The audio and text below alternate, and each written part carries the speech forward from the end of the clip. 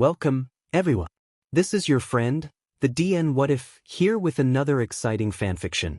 Today, we're diving into the story of What If Deku Had the Power to Exchange Quirks? If you enjoy this video, don't forget to hit that like button and subscribe for more fanfiction content just like this. Now, let's get started with the fanfic. All for One was not one to forget things. Certainly not important things. Sure, in all his years he had never come across a knowledge or memory-storing quirk, but he had few memory-enhancing ones, memory wiper quirk too. Hell, he could probably build his own life support machine if need be. The only things that he would forget were frivolous details, like the color of the cat he and his brother had saved once. To be fair, the memory enhancers couldn't recover his childhood memories, but that wasn't important. Despite all of this, he couldn't help the nagging feeling that he had forgotten something important while he was watching the UA Sport Festival, and especially the first place boy. Or at least first place in the first round. He hadn't really been first after that, and he'd just lost to Endeavor's Spawn. He would be keeping an eye on that boy since it seemed like he was the new holder of One for All. He sighed. He really hoped that the new successor would be interesting. Izuku didn't think he was the main character of some shonen manga that he sometimes read in his spare time. That honor would go to Kaken. He had even crafted himself a origin story. A boy from a nowhere school achieves his lifelong dream of getting into UA and becoming a hero. Izuku had of course ruined this perfect origin story by getting into UA as well, but that had been patched by making them rivals. Izuku would have rather been Kaken's best friend, but that role was Kirishima's and there couldn't be two Kirishimas. Actually, scratch that. The point was that Izuku wasn't the best friend. Kaken glared at him like he was one of those snobby, entitled rival characters that would make the main character miserable every time they were present. Izuku didn't think he was entitled, but Kaken could hardly be convinced. Actually, it probably wasn't healthy for Kaken to treat his life like a shonen manga. He would have to mention it to Aizawa. Being the main character or not, Izuku was once again in a black void and once again face to face with a frail, white-haired man. This was after his fight with Todoroki, or at least that was the last thing he remembered. This wasn't his first time here. The night after he got One for All, he had a strange dream. The white-haired man had seemed scared and wary of him, but made his way towards him, repeating the word brother over and over again and looking suspiciously like his father. Izuku had just chugged it up to being a weird dream. Maybe he missed his father. The white-haired man greeted him and started recounting the story of the two brothers. One a centuries-old villain hell-bent on controlling the world by giving and taking quirks. The other, thought to be quirkless, opposing his brother and acquiring a power that could be passed down through generations. In an eternal rivalry until one would prove to be victorious. After that, his uncle? His long-dead uncle explained the vestiges and how Izuku would acquire their quirks over time. The vestiges stood in line, 8 in total, some more shadowed than others. What Izuku guessed to be All Might being almost yellow smoke, and on his right a appealing woman with long dark hair and friendly eyes. On his left, however, stood a figure not unlike Izuku whose color matched his hair. Dark, almost black in the center, green on the edges, swaying like All Might's form. And Izuku was sure that he would be the one explaining this one to the others.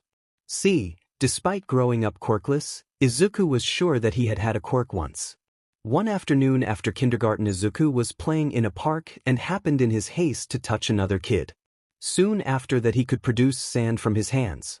Izuku almost got scared that he had taken somebody's quirk like his father could and wanted to give it back.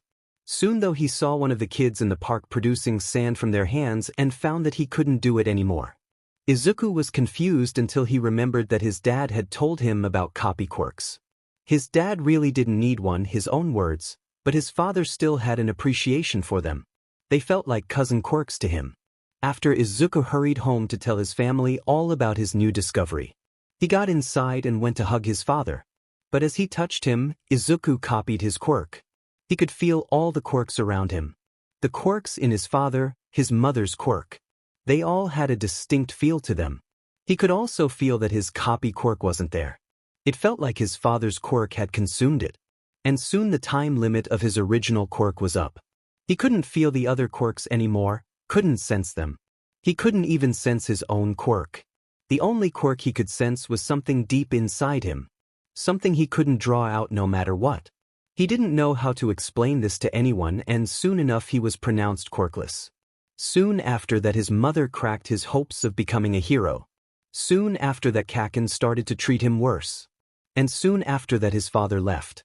He always thought his father left because he was quirkless, although, in that case, his father could have just given him a quirk, but now it seemed more likely that he left due to being the #1 villain, symbol of evil. It made Izuku feel better somehow. That he hadn't been an all-out disappointment. Maybe his uncle was having a crisis. He was holding his head and his eyes looked a mixture of panicked and confused, shock maybe. Izuku couldn't blame him. He was also having a crisis about his dad being a supervillain and that supervillain being his nemesis. All the other vestiges weren't faring better either. The shadowy forms of second and third swaying rapidly while the others tried, and failed, to stay composed. Even All Might's form had arms on his head. And then Izuku woke up. Izuku came to slowly. First abstract sounds filled his senses and soon there was bright light. Slowly shapes took hold of his vision and the sound became the hum of the fluorescent lights and some minor creaks here and there. He spotted All Might next to his bed who straightened his back when he noticed Izuku being awake. And all at once he remembered the crisis that was going on inside his head. Quirks? He didn't know anymore. How are you feeling, young Midoriya? All Might asked. A smile gracing his lips, but his eyes showed clear worry. Izuku tried to settle his thoughts.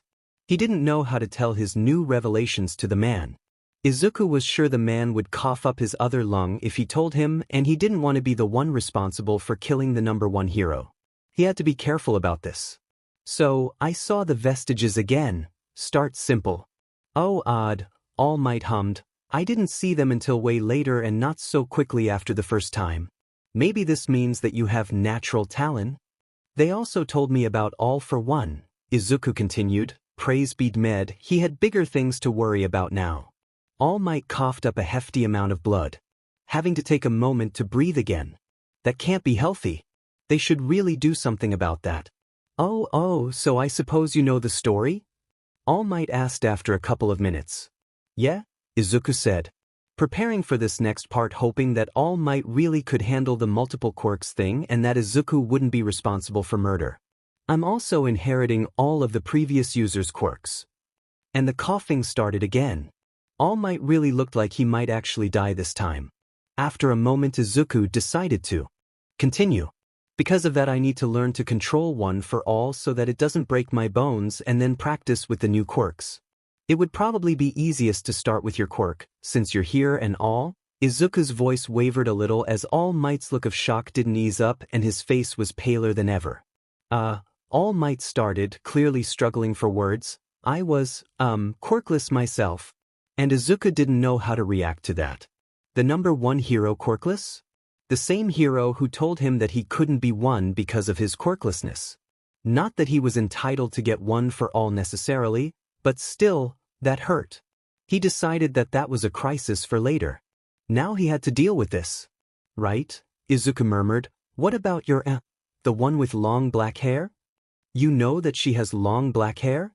That wasn't necessarily the most important question nor the answer for his question, but Izuku could be patient. Not that he didn't need time to process this as well. Yeah. All Might continued. Her quirk was float. She could float and control her movements in the air. All Might looked contemplative and then a little scared for some reason. One of my teachers who helped me train with One for All was her friend as well. The fear intensified a bit on All Might's face. I could call him and you could do your internship with him. That sounds good, Izuku said. He didn't know if it was good at all. The look on All Might's face sure didn't spur any confidence. But if this person could help him, he might as well accept it. He would learn to himself One for All and then beat his father. One look at All Might and Izuku decided that the man would probably suffer heart failure if Izuku would reveal the truth. So he wouldn't. He would save it for more dramatically appropriate time. Maybe when they were facing All for One together. All for One would pause during a fight and antagonize All Might. Then he would say, "Are you sure you picked the right successor? He bears such a resemblance to his mother, But he has my freckles. Isn't that right, son? Then All Might would scream and be disheartened. But Izuku would come, oppose his father and his evil deeds and pick All Might back up.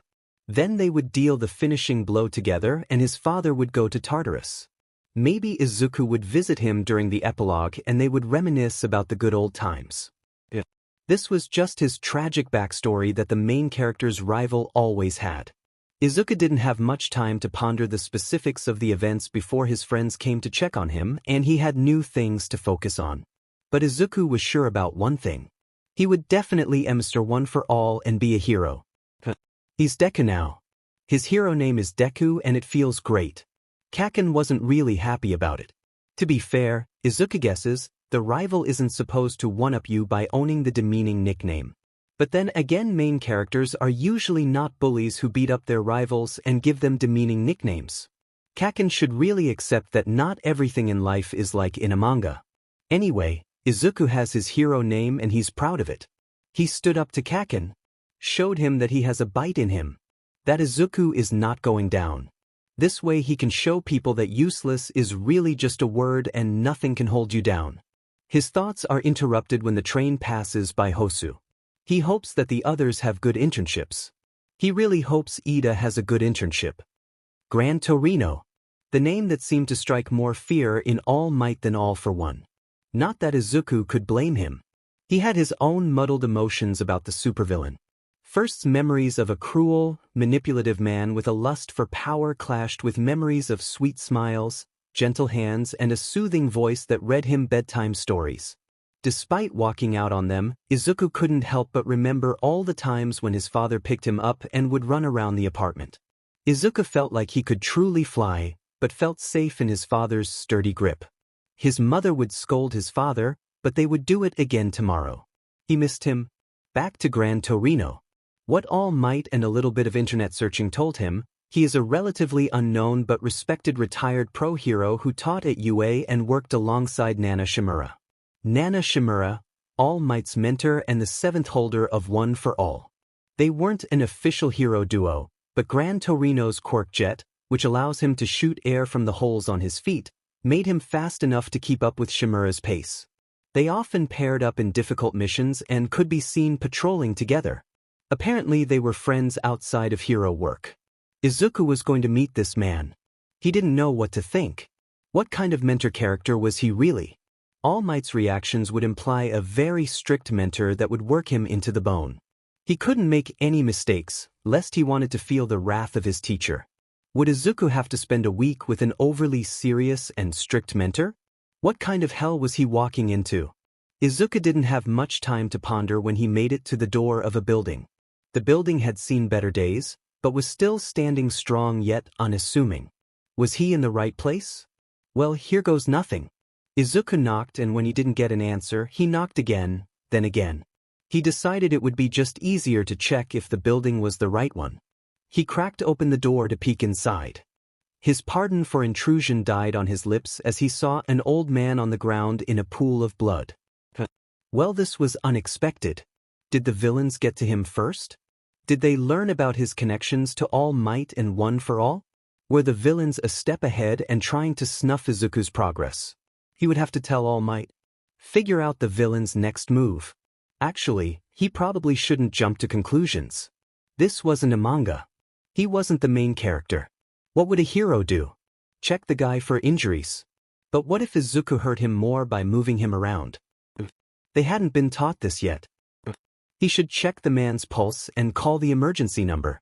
Izuku got close to the lying man, but before he could check the pulse, the man jumped up. I'm alive. Izuku jumped a little bit himself. Who was this man? I was just doing my daily chores when I happened to fall on this ketchup bottle. Now it's everywhere. The man casually continued before turning to Izuku. Who are you? Izuku Midoriya. I'm from UA High. Who are you? Izuku Midor. What? The man shouted. He looked confused, like an old man who didn't know what was going on. Came Izuku's response, you're that kind of character. What? Said the man again, but this time the confusion wasn't that of a senile old man but rather a genuinely surprised person. You pretend to not be as smart or capable as you are, but then get serious when the situation calls for it. Izuku said matter-of-factly. Now, All Might said you could help me. Gran Torino's face turned serious, a far cry from his previous persona. Guess you're not the stupidest kid. I'll tell you more about Nana later, but now, come at me. And before Izuku could react, Gran Torino was whipping by him. He had to move. The boy's epiphany came the next morning. Midoriya realized that in order to handle One for All, he needed to channel it throughout his body. The kid truly was a fast learner. All this just because he couldn't use a microwave properly. Sorahiko shaked his head. Tashinori really knew how to pick them, huh? The boy managed to even grace him. It could be his reflexes getting worse. He was old after all, but Sorahiko had the feeling that the kid would land a hit by the end of the internship. He would make sure he could.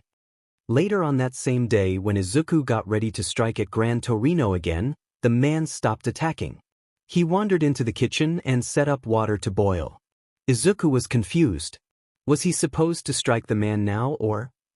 It's time we talk about Nana, was all the man said. So, the time had come. Gran Torino waited until the water had boiled, serving it in 2 cups with tea bags in them. Izuku picked up the couch and a chair they had knocked over while fighting, setting them next to the coffee table. Gran Torino sat down. Shoulders heavy and unlike before, the years showed on his face. Izuku took his cup and waited until he was ready to talk. Nana Shimura was my friend long before Tashinori came into the picture, the man started. We fought alongside each other, always having each other's back. Gran Torino took a sip of his drink and swayed it around in the cup before continuing. She was an amazing hero, always striving to do what was right and saving people with a smile. Like All Might, Izuku noted. Like All Might, the man had a fond look on his face. She came to me one day and told me about Tashinori. How he had a dream of establishing a symbol to bring peace. How he didn't have great power like most of society, but had a heart and a goal of a hero. Nana took him under her wings and taught that kid everything about being a hero. I only helped with the physical training. Gran Torino took a quivering breath. I was there for Tashinori when we lost her. She went into her final fight smiling, facing a great evil like he was just another villain that she would save the world from. All for one, Izuku couldn't help but state. The man once again responsible for so much pain, but still creeping around Izuku's mind was a distant warmth of a hug. So you do know him, kid? Gran Torino sighed. Tashinori said I should tell you about Nana's original quirk, right? Yes. Her quirk was float. She could suspend herself in midair. Nana didn't need to boost herself to gain height, but the quirk worked the best with jumps made possible by One for All. She could maneuver in the air, but she said that it took her a long while to be able to do it perfectly. Izuku had been listening intently to the man's words, but now he fished out his notebook and started writing. He didn't know if it was appropriate to write everything that Gran Torino had told him. Nonetheless, he recounted the details in his notebook, next to the notes on his quirk. Afterwards, he only raised his head to give a sad smile to the man. Thank you. That evening, Izuku was training by wall jumping again. He had gotten some results the previous night even if he hadn't cracked the way to use his power yet, and thanks to that, was making fast progress this time. Izuku still slipped up and keeping up One for All was still hard, but he was getting better at it. He also practiced his landing. After falling in trash the previous night, he happily took every opportunity that slipping caused him and aimed to fall on his feet. It had already been a while when he succeeded in scaling the 2 buildings. He jumped from the wall and it was like time stopped. He reveled in his success and looked at the other building tops. It almost felt like he was floating. And now he was falling again. Izuku activated One for All, but he couldn't do much, just soaring through the air. Izuku focused hard on trying to float again, and only a couple meters off the ground he succeeded and then ended up face-palming on the concrete after dropping his focus. Izuku was too excited to care though. He picked himself up and winced, but kept going back to the apartment. He had did it. Controlled One for All and activated float, though only barely. Izuku wasn't even sure how exactly he had done it. Just praying to not hit the concrete from too high up. He crashed into his temporary bed smiling. Izuku was closer now. Closer to making this power his own and closer to the vestiges. When he found himself in the black void again, he realized that he had fallen asleep. Rather than meeting his uncle this time, there stood Nana. She wasn't as clear as the last time he had seen her. She was covered in light mist. Not enough to cover her features, but making them less focused. Nana only smiled at him. The smile morphed from a small kind one to a full grin. One you would expect All Might to make. She gave him a thumbs up before he felt himself being pulled into a sweet unconsciousness. When Anumu crashed into the train, there was only one thought in Izuku's brain. He had to help the people of Hosu. He had to help Ida. So despite Gran Torino's orders to stay put, Izuku jumped into action and started heading towards the center of the attack. If it would have been any other villain, Izuku would have thought that this might have been one of those cases where the main character has a boring and calm week while their rival gets to fight cool villains and boast about it later. Izuku wouldn't boast, but the fact he was here would be enough for Kaken. However, since the enemy was Anumu, Izuku had to take this seriously. Once he arrived, Izuku was treated to a sight of a bunch of heroes fighting 3 Numas. The heroes were holding up, but it was clear that they weren't standing on solid ground with them. None of them even had the time to properly keep away the civilians. Just telling everybody to get out of there. Before Izuku could help, he heard a shout. Tenya! The hero Ida had taken his internship was looking around himself. Where have you run off to? Izuku only had to think for a moment before he dashed. Why hadn't he thought about this? Of course there had been a reason Ida had come to Hosu. His choice didn't make sense at first, but if he was after the hero killer, Izuku ran as fast as he could. He zigzagged through the narrow alley streets just trying to get a glimpse of that familiar armor. Rather than his wishes, he caught something else. The hero killer, his blade raised up above his head. Izuku rammed into the hero killer, his fist colliding with the man's face. Stain staggered back as Izuku got to his feet. I came to save you, Ida. Izuku didn't dare to look back at Ida since losing the sight of the hero killer could end up really bad for them. Ida stammered in his own confusion, but it assured Izuku that Ida was still alive and well enough. Can you move? We need to go help the pros. You must have seen the Numas. I can't. I got slashed and couldn't move my body anymore. It must have something to do with his quirk. Ida said through gritted teeth. Yeah. Is it because of the cut or? Izuku's breath hitched. There was a hero in that alley with them, down on the ground. He had to protect them both. He had to buy time, he had to get back up. Izuku fished out his phone from his pocket. Hopefully someone comes to find them. Izuku can only keep the hero killer occupied for so long, but he needed to do it. He needed to be a hero. Stay out of this, came Ida's desperate voice. You have nothing to do with this. What was Ida saying? Of course Izuku couldn't stay out of this. How could he? Coming to save your friend is a nice thought, kid, but these men deserve to be purged. If you get in my way, well, the hero killer stared him down. It is the weak that shall lose. Izuku put on his best attempt at a smile. As All Might always says, it is a hero's duty to help those in need no matter what. The hero killer smiled wickedly as Izuku launched himself at him. It was the blood. When the hero killer liked his blood, Izuku could feel his body freezing, collapsing to the ground. You are not strong enough, the hero killer mocked, but you are something worth keeping alive. Unlike these other 2-inch. The hero killer approached Ida, but before he could raise his blades again, a wall of fire interrupted him. Behind that wall appeared Todoroki. What was he doing in Hosu? Now that Izuku thought about it, he may have seen a similar wall of fire in the distance when he had reached the heroes. Honestly, Izuku wasn't sure how he felt about Todoroki going with his father for the internships. On one hand, what Todoroki had told him about the man didn't seem great and his conversation with the man hadn't been the best either. On the other hand, Endeavor was probably a good fit for Todoroki if he wanted to train with his left side. Endeavor's quirk was likely most similar to Todoroki's. But, despite that, there were other pro-heroes with fire quirks that could help him.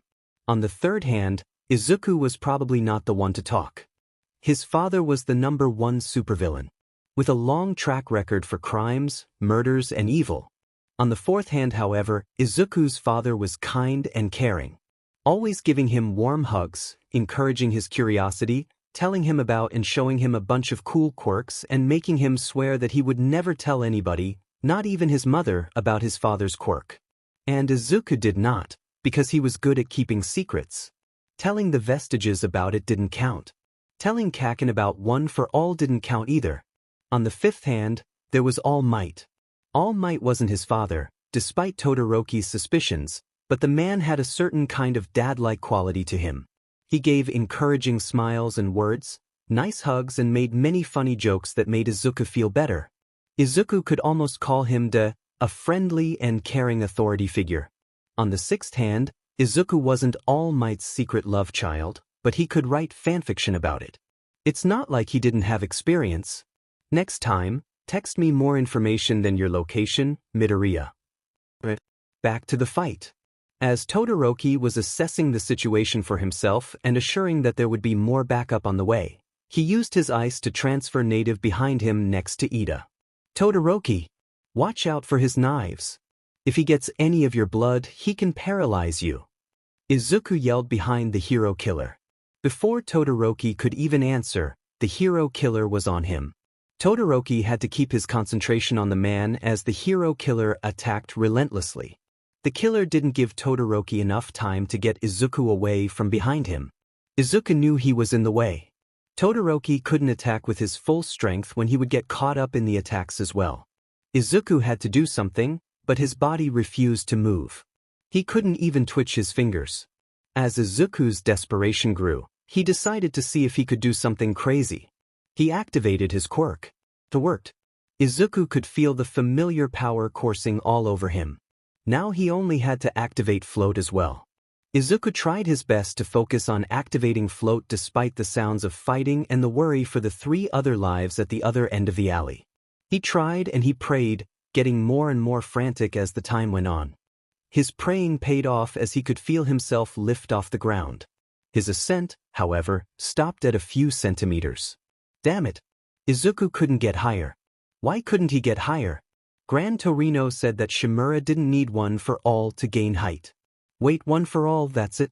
Izuku would just need to use One for All to get higher. Izuku breathed deep and released float.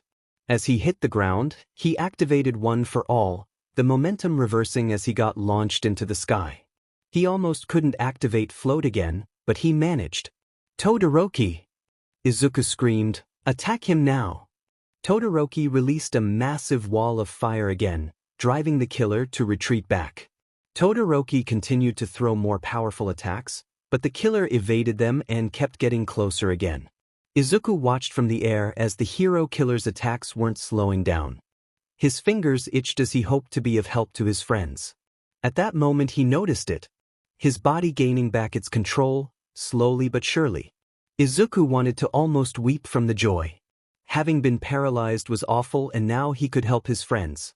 It took a bit more time for him to be completely free from the effects, and he wondered what he could do. Izuku couldn't really maneuver in the air, not even a little bit, so he would have to drop down to the ground. Or he could try to attack while he was dropping down. Izuku would have to time it perfectly, but it was possible and it would be surprising. As the fight below him continued, he readied himself. It was all or nothing. Izuku could feel the air against his skin as he descended from the air toward the hero killer. The man hadn't yet noticed him and he aimed a punch. It connected with the killer's face and made him stagger before Todoroki enveloped him in ice. It looked like the man passed out. Izuku could feel pain in his arm. He didn't even notice it when Todoroki caught him with his ice. Had Izuku used too much power? It had meant to knock the man down, but now his arm hurt really bad.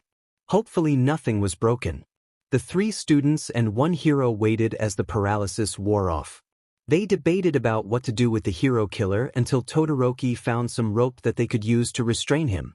They also removed the weapons they found on him. Now, they just left to go find some heroes. That same night, once the 3 students had been transported to the hospital, Izuku found himself in the black void once again. There stood, much clearer this time, Nana Shimura smiling. "Hello Izuku," she said, kindness evident in her voice. Hello Shimura-san, Izuku greeted wide-eyed. Izuku had never heard anyone else than first speak. Just call me Nana. We share one for all. I think we're close enough for a first-name basis. Okay, Izuku slightly bowed his head, looking up at the woman. She definitely was pretty, but very strong too. Izuku hadn't really gotten a good look at her the first 2 times he'd seen her, but now he could easily observe her. There was no mist anymore. I'm impressed with what you did with my quirk. With your quick thinking, you helped your friends overcome a troublesome foe, she smiled. It was really nothing special. I couldn't even float myself that much off the ground. Izuku rubbed his neck.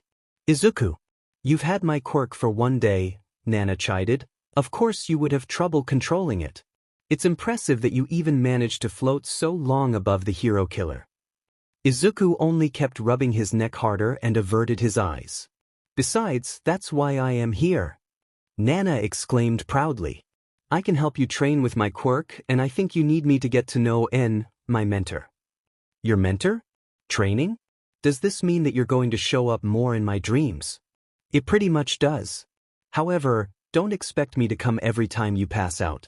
I'll only offer you advice when you need it and tell you about when you're ready. Our connection has only just been fully established. We both need time. That sounds good, Izuku mused to himself.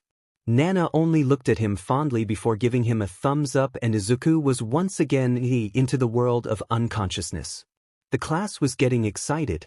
The first students to go through the rescue training race were getting ready, and the rest of the class was betting which one of them would come first. Shiro was the number 1 choice, but there were rooters for Ashido, Ojiro, and Ida as well. Midoriya was the one who nobody could quite vouch for. Todoroki, however, seemed to be the one to root for him wholeheartedly. When asked, he would only say, Midoriya showed me his abilities during our internships. The rest of the class decided to let him support his friend. The class couldn't contain their surprise when Midoriya shot forward like a bullet, jumping and maneuvering in the concrete jungle. The spectacle made the class more excited, previous bets called back, and the question of the new winner on all of their minds. Oh no! Uraraka said. Deku slipped dash. The class watched as Midoriya lost his footing, but rather than falling, he stayed in the air and stepped back onto the pipe. He continued to run like nothing had happened and reached the finish goal just before Shiro. They were all begging to ask questions. Izuku took a moment to calm his breath. He had gone all out, wanting to test his new skills with one for all. Izuku didn't mean to also use float and was actually surprised when it had activated. He should be more careful while jumping, even if he could avoid falling. He couldn't rely on float consistently yet. Hey Midoriya, came Kirishima's voice. What was that, man? You didn't break any bones and you somehow saved yourself from falling. It looked like you floated. Izuku rubbed his neck. Well, I learned a lot from my internship, and my quirk mutated. I can essentially float now. Izuku watched the gaping mouths of his classmates turn into relieved smiles or disappointed frowns. That's cool, Midoriya. Ashido cheered. You've changed too much. It's unfair, came Mineta's response. Deku. Uraraka ran up to him, giving him a high five. We're floating buddies now. Yeah. Izuku smiled as she giggled. Hey Midoriya? Are you alright? You look terrible. Kirishima asked him after one ruthless training class with Aizawa. They were changing in the locker rooms and Izuku's muscles were sore and he was bruised all over. Yeah, I'm fine. I still have trouble controlling my quirk. Especially with the new mutation, but I'll get the hang of it. He offered the boys in his class a small smile. Kaminari laughed. I'm sorry Midoriya, but when I saw you in that exercise after we came back from our internships, I thought you had completely changed. But I guess, you're still the same old Midoriya. Some of the other boys in the room laughed and then cheered Izuku on. It was nice and Izuku promised to do his best. Izuku, remember what Gran Torino said. My quirk allows you to suspend yourself in midair. It doesn't make you weightless, Nana said. She had come back to his dreams after school had started up again. You have to manually control your ascend and descend. Otherwise you'll get stuck in midair. Nana gave him a stern smile. You should start with practicing getting up. Gravity will help you get down without help. Izuku just shot the woman a light glare when she laughed at his previous attempts of controlling her quirk. So, I guess it's not the same as when Uraraka makes herself float, Izuku mused. Do you think I could still ask her for help? I mean, she would still probably know the best about floating. That's a good idea. You are floating buddies, right? Nana's smile turned mischievous. She seems to like you. What you know? Uraraka and I are just friends. Izuku could feel the blush clinging to his cheeks, not helped by Nana's teasing laugh.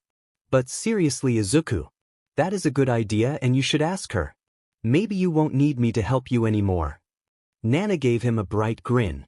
But I like you here, Izuku mumbled. Nana only gave him a smile. One day at the cafeteria, Izuku came to a certain thought. Should I have more friends than Kaken? See, the main characters had their own patterns with friends. Usually the main character had at least 2 friends, one of them being their best friend, Kirishima. Then there would be the rest of the friend group, Ashido, Kaminari and Siro, who would hang out and go on adventures with the main character. Rivals, if they were not in the main character's group, sad, also had their own groups, Uraraka, Ida and Todoroki. The group size could easily match the main characters, so that wasn't the problem. The problem was that Izuku had not really thought about Kaken's main character position in relation to a friend group. Kaken had people around when they were little and in middle school, but Izuku always thought about them as bullies. So he never really thought about what Kaken's role was in that regard. In adventure mangas, the main character usually makes new friends while adventuring, doing good deeds and helping them and that way gaining a lot of allies. But Kaken was in a school manga setting. That leads to the question of Kaken's popularity. Was he the unpopular main character or the popular main character? People definitely knew about Kaken, especially after the sport festival, so he was popular. But he really wasn't that liked. So, maybe a troublemaker character? Someone who wasn't necessarily liked by the student populace, but well known enough. Kaken had the attitude for it and it's not like troublemakers couldn't still be good at schoolwork, so Izuku decided to go with that for now. The next question was about him. He was Kaken's academic rival, so his popularity in this school mattered too. Was he the type that everybody else liked and thought highly of while they thought badly or not at all about the main character? Were they both popular? Each one having their own fans who would cheer for them? Probably not. Izuku couldn't imagine himself having a fan club. He wasn't that popular, was he? Maybe neither of them were popular, both just existing in the school space. But in that case Izuku's friend group shouldn't be bigger than Kaken's, should it? Izuku had Uraraka, Ida and Todoroki, but there was also Azui and he would also call Hatsum his friend. What about his other classmates? Were they his friends? Were they Kaken's friends? Could he be Kaken's friend? Izuku's thoughts were interrupted by the warning bell, signaling that it was time to head back to class. He finished his meal quickly and catched up with his friends. He would think about Kaken's friends later. Should Katsuki have more friends than the nerd? Hey Uraraka! Izuku called out to her. Their current class was about individual quirk training, but they were allowed to help each other. Sato was testing his strength on Kirishima, for example. Could you help me practice with my quirk? Sure, Deku-kun. What do you need help with? Uraraka said. Could you make me float? I want to test what it feels like. It should help me get a feel for my quirk. I can do that. Uraraka smiled as she led them to a free spot in the gym. Izuku almost didn't catch it, but he heard Uraraka whispering, "Floating buddies," as they went. Ready? Yeah. Izuku nodded as Uraraka touched him. He felt Uraraka's quirk take effect on him and rose slowly from the ground. Nana was right. This felt different from using his own quirk. His own quirk didn't make him feel so light and he felt that he had less control over his body while weightless. Izuku watched as the ground beneath him got further and further away. Are you ready to be released, Deku-kun? Uraraka chimed from the ground. Izuku readied his own quirk before giving a thumbs up. Uraraka put her hands together and Izuku could feel his body gaining its weight back. It still felt like floating, but it wasn't as strong of a sensation as when Uraraka used her quirk. If the quirk allowed him to be suspended in air, did that mean that he would get down if he released some of the suspension? It would probably be similar to using only 5% of one for all. There was a loud thud as Izuku met the ground. They had luckily been practicing on top of gym mats, so he wasn't badly hurt. Izuku had also fallen less abruptly than before. In hindsight, he should have thought about it more from the angle of using 95% of float than using 5% of one for all. Still, progress was progress and Izuku would make it. Nana looked contemplative as Izuku once again found himself in the black void. The woman's face was concerning since Izuku had only seen her be very focused on him and his progress with one for all. Now she was just sitting, not paying him any mind. Is something wrong? Nana got shaken out of her thoughts, and she turned to look at Izuku. She had a friendly smile, but it didn't hide her concern. N and I talked. He was your mentor, right? Nana nodded. He would like to meet you, but that requires you to use his quirk. Nana shook her head. He said that you don't need to agree with him. You have progressed quite well with one for all and float, but adding a third quirk quite soon. Nana's words trailed off and she returned to her thoughts. Will I get his quirk immediately? Izuku asked. I mean, I first used your quirk on the same day I learned more about you, but that doesn't mean it's going to happen every time, right? I wouldn't mind learning more about you guys, and it would probably be safe if the quirk manifested while training at school. Nana only eyed him before sighing. I suppose you are right. Besides, N probably doesn't want me to keep you all to myself. Nana's smile was back and that made Izuku feel much better. We didn't know each other for too long. I was already out of high school at that point, trying to make a name for myself. I signed up for this agency near my parents' place and started working. Nana smiled to herself. Let me tell you, Izuku. There is way more paperwork in hero work than you can realize. Sure, there were patrols, but I was only a sidekick at the time, so I only got to go with some other hero or when there was an emergency. To survive it, I needed coffee. Good old black coffee. And luckily for me, there was a cafe near my agency. Nana looked like she was transported back to the scene by her own memories. That's when I met him the first time, sitting in a tucked-away corner booth enjoying a cup of coffee. I didn't pay much mind to him at first, but then a villain attacked. Nana looked slightly annoyed with that information. And I did my duty and guided him and everyone else in that cafe to safety. Before I even noticed it, he was helping me to guide the civilians away from the fight. After everyone was safe, he came to me and congratulated me on a job well done. I took that compliment with pride. After that day, we would meet and discuss things in that same cafe. It had survived that villain attack and it was a fairly comfortable place to spend time in. I learned soon enough that he was a pro-hero himself and I was so embarrassed for treating him like a civilian. And only laughed and said that it was the right thing to do since I didn't know him. Nana's expression turned soft. He was always like that. Gentle and kind. He didn't mind any mistakes, just told me how to learn from them. We had so many talks in that cafe. My last memory of him alive was him giving me his hair and saying that I earned one for all. Nana's eyes shined with tears. I didn't believe him at first, but I still took the hair and promised him to make the power my own. Izuku let the woman silently cry, offering a small smile for her, hoping that it would be enough. Nana wiped away her tears and offered a smile of her own. He was a great mentor even if he was very humble about it. And said that his quirk, smokescreen, wasn't anything special, but it would help us out in a pinch. I will always remember those clouds of purple smoke that would buy us enough time to help civilians or capture the villain.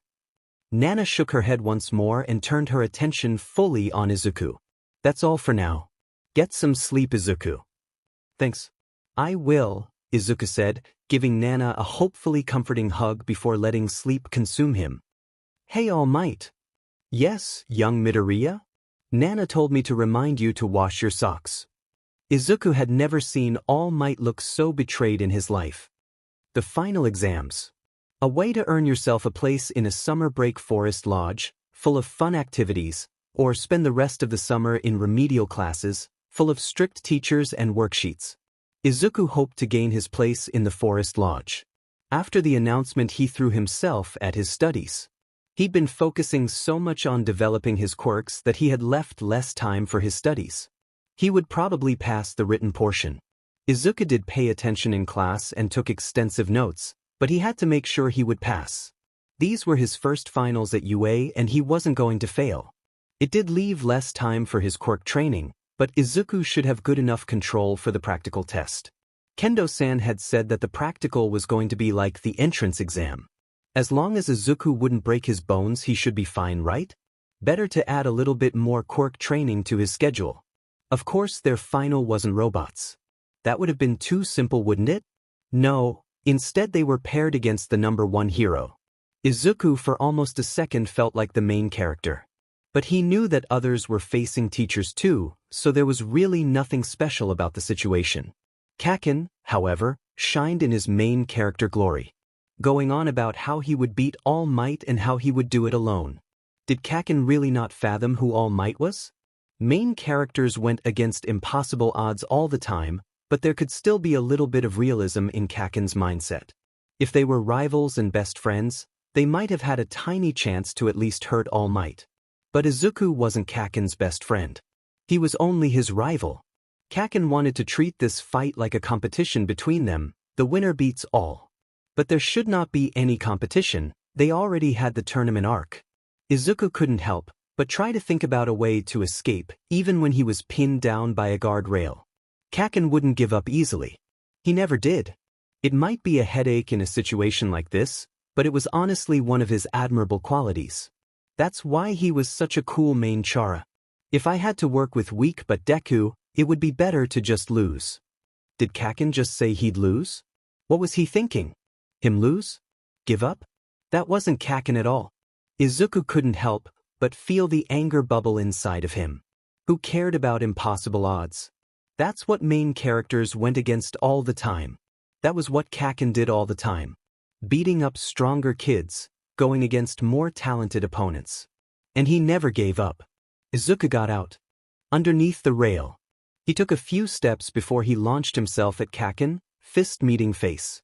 Don't say you'd lose. You'd never give up. Let me go. I can't figure out a way for us to win, but you'll try to do it anyway. Don't lose. You never do. If anybody can beat All Might, it's you. Izuku kept dragging Kaken along before the boy shook him off. Kaken scowled at him.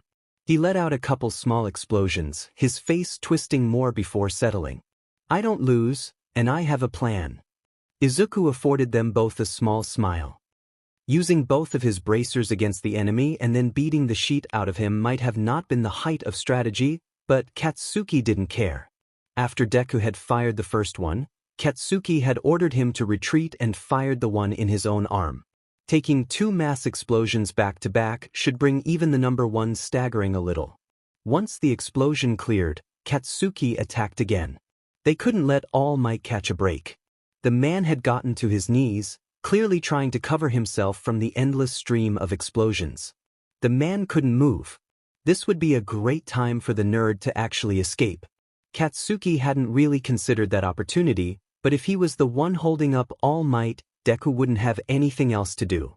It would still count him as winning since Deku was only running. Katsuki couldn't really afford to lose focus thinking about that. Even if he wasn't firing massive explosions, his wrists were starting to hurt. Damn it. Was this even doing anything? All Might was not moving, but he didn't seem to be doing too bad. Didn't this man have a limit? Katsuki couldn't help it when his explosions stopped for a second. It hurt. All Might got up and Katsuki was slammed to the ground. When had the man moved? Young Bakugo. It is not wise to push past your limits. I urge you to drop this kind of behavior. Kaken, a distressed voice called out. Katsuki could feel the man holding him down shift his attention. That idiot. What was Deku doing? Why wasn't he already out the exit, like he had whined about doing? Now they were both going to lose this FING test.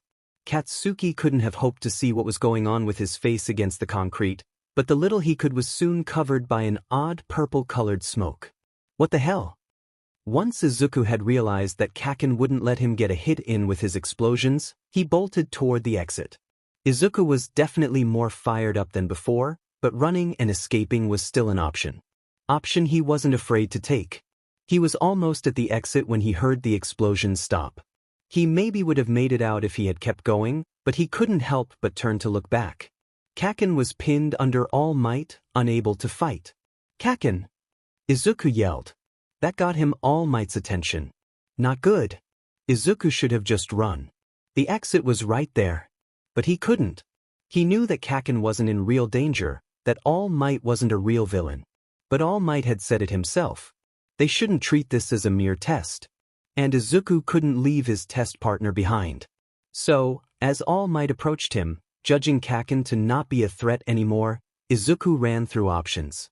He couldn't just attack head-on. That hadn't worked earlier for Kaken, and All Might would still be able to dodge.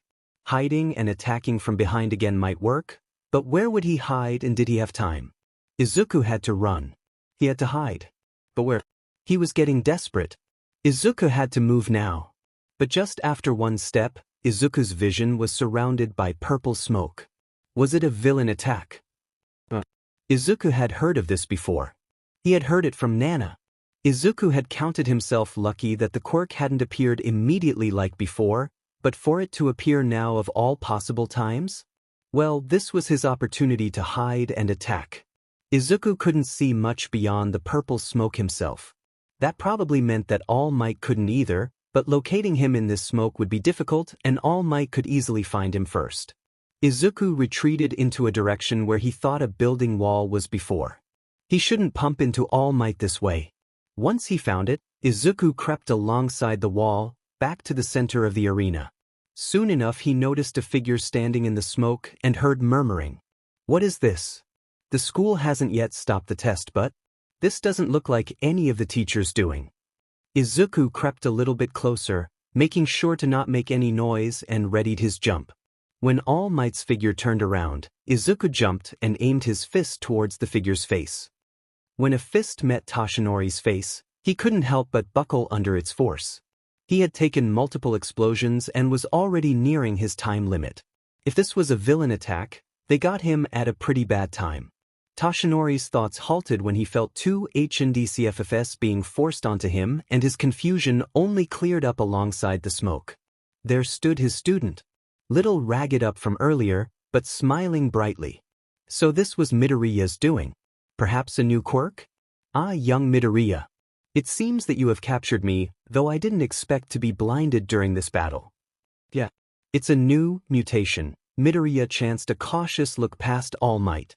"The F Deku?" young Bakugo shrieked. "Hello Izuku. It's nice to meet you." The man in front of him wore a big red jacket, its collar covering his mouth, accompanied by black breathes and white hiking boots. "This must be N. It's nice to meet you too." "N," Izuku said hesitantly. "Calling me by that name is fine. Now I must thank you." "Thank me? What for?" Izuku was certainly surprised. Had he done something? You offered Nana comfort when she had to recall a bad memory. Izuku could remember that night. The seventh holder cried, almost trying to hide it by being quiet. I only did what anyone would do," Izuku stammered a little. He hadn't expected to be thanked for something like this. "Maybe so," En said, "but it was still very kind of you. My passing must have been hard for her. I lost my own mentor much in the same way." En's expression took on a more somber note. "In a battle between him and All for One. In the end, he offered me one for all with his dying breath." Izuku listened. The story so similar to Nana's, all connected by one man's cruelty. Izuku shook his head, chasing away the images of kind eyes. "You are quite lucky, Izuku, to have your mentors still here," En sighed. Izuku nodded as images of All Might mixed with his father's. He took a deep breath and shook his head again. "Are you all right?" En asked. Yeah, just processing." "Right. Excuse me for springing my story onto you.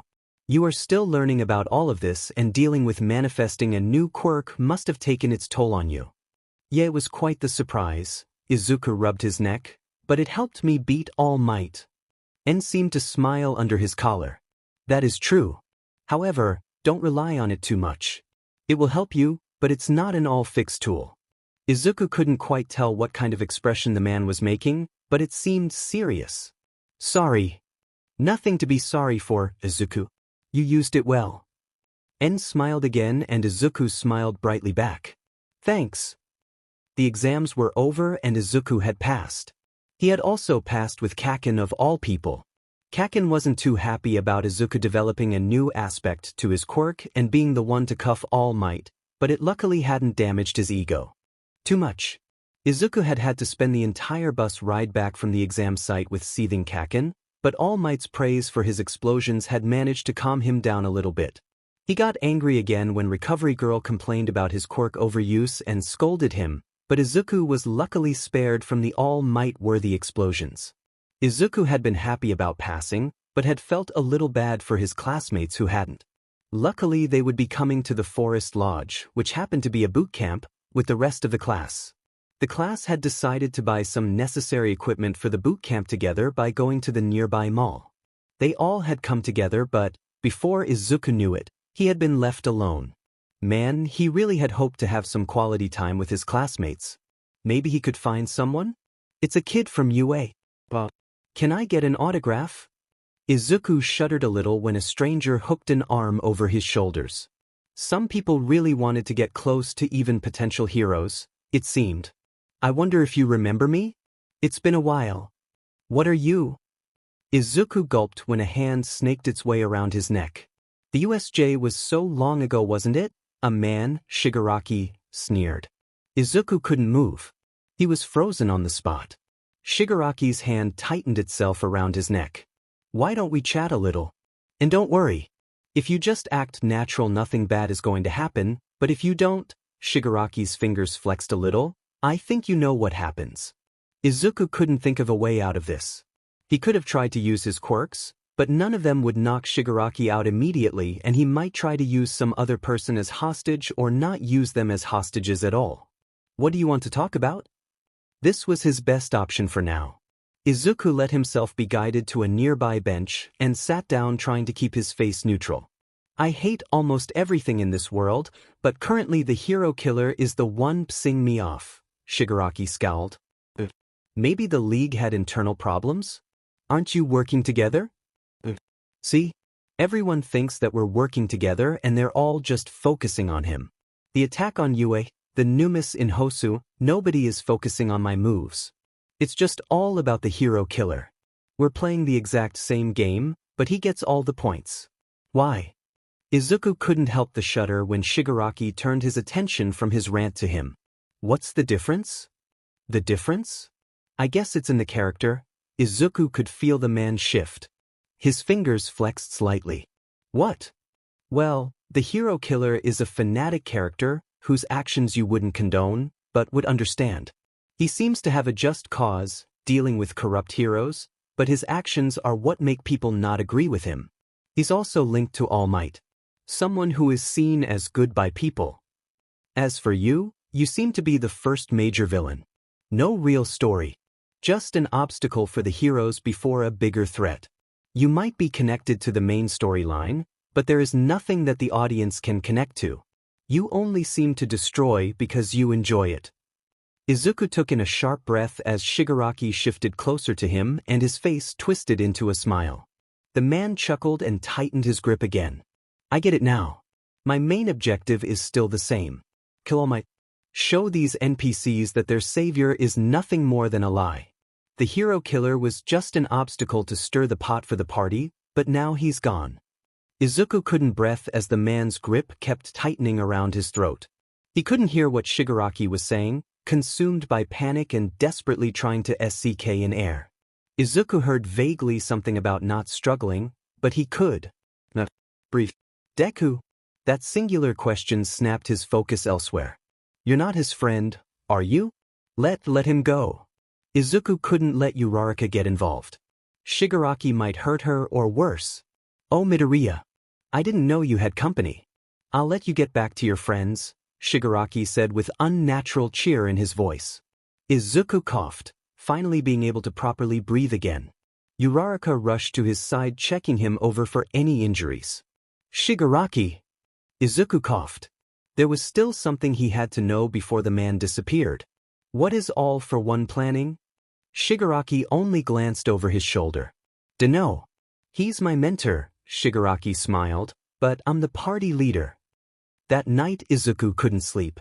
Thoughts of Aizawa's hand, Ajui's face crumbling, the same happening to Uraraka and his own throat turning into dust kept him awake. He turned and turned in his bed, unable to shut his eyes. When he finally lost consciousness, Izuku didn't even blink before Nana was in front of him. She had a firm but gentle grip on his shoulders and a worried expression. "Are you okay, Izuku?" Izuku would have wanted to say yes, but his body betrayed him. He slumped into Nana's hold and cried. Nana held him, petting his head lightly before guiding him to sit on the ground. She didn't let go of him, just kept holding him close. Izuku cried and mumbled something that he didn't quite understand himself, but Nana just hummed and held him closer. After a while Izuku could feel someone else rubbing his arm softly. His mind supplied that it must be En. Izuku sat there, soaking in the comfort. He kept crying and mumbling before feeling his mind slip away from the dark void into sweet nothingness. The mall incident didn't go unnoticed by the school. Izuku and his classmates were informed the next morning about the change of location for their summer camp that would remain a secret till the day they left. It was to guarantee that no villain could attack the camp.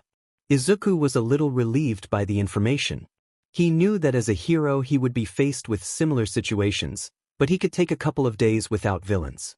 He joined his classmates' excitement and soon enough, their first semester had come to an end. The bus to their campsite was full of life. Students listening to music, making other summer plans and talking in general could be seen and heard all around the bus. However, a single green-haired student was passed out, head against a window, despite it all. Izuku had been so excited about the camp that he had managed to sleep only a couple of hours the night before. It was no wonder he had fallen asleep on the bus. The chatter of his classmates turning into white noise and guiding him into sleep. But instead of the world of dreams, he was met by a smiling Nana. She seemed to be in a good mood. Maybe a little too good. Had a hard time sleeping? Of course. That was Nana's teasing smile. Izuku only huffed and crossed his arms. Well, you don't get to go to a training camp organized by one of the best hero schools in Japan every summer. That is fair, said En, who had suddenly appeared into the void with them. Nana let out a bellowing laugh. It's fine to be excited, Izuku, and it's fun to have you around here. Really? Yes. It's fun that somebody wants to listen to the stories of my hero days. Nana had a big smile. Well, the others did hear you tell most of them to Toshinori already, En commented. Yeah, but I didn't know I had a bigger audience at the time. Nana's look turned contemplative. What about you, En? I think I heard your hero stories, but not much from your past. I'm not sure it is such a nice story to hear. Come on. Nana hooked her arm around Izuku's shoulders. We'll need something to pass the time before Izuku reaches the camp. I am curious, Izuku said sheepishly, but you don't have to tell me if you don't want to. And looked at them both before smiling. All right, but I must say, this won't be the happiest story that you hear. I grew up on the streets. I didn't have a home and my parents could only take care of me until I was able to take care of myself. I got food by doing favors or by the kindness of others. Sometimes strangers would offer me clothes or other items that I could use. Some other times I needed to use my quirk to get away from danger. Villains or petty criminals who would attack a child. It was hard, but I managed.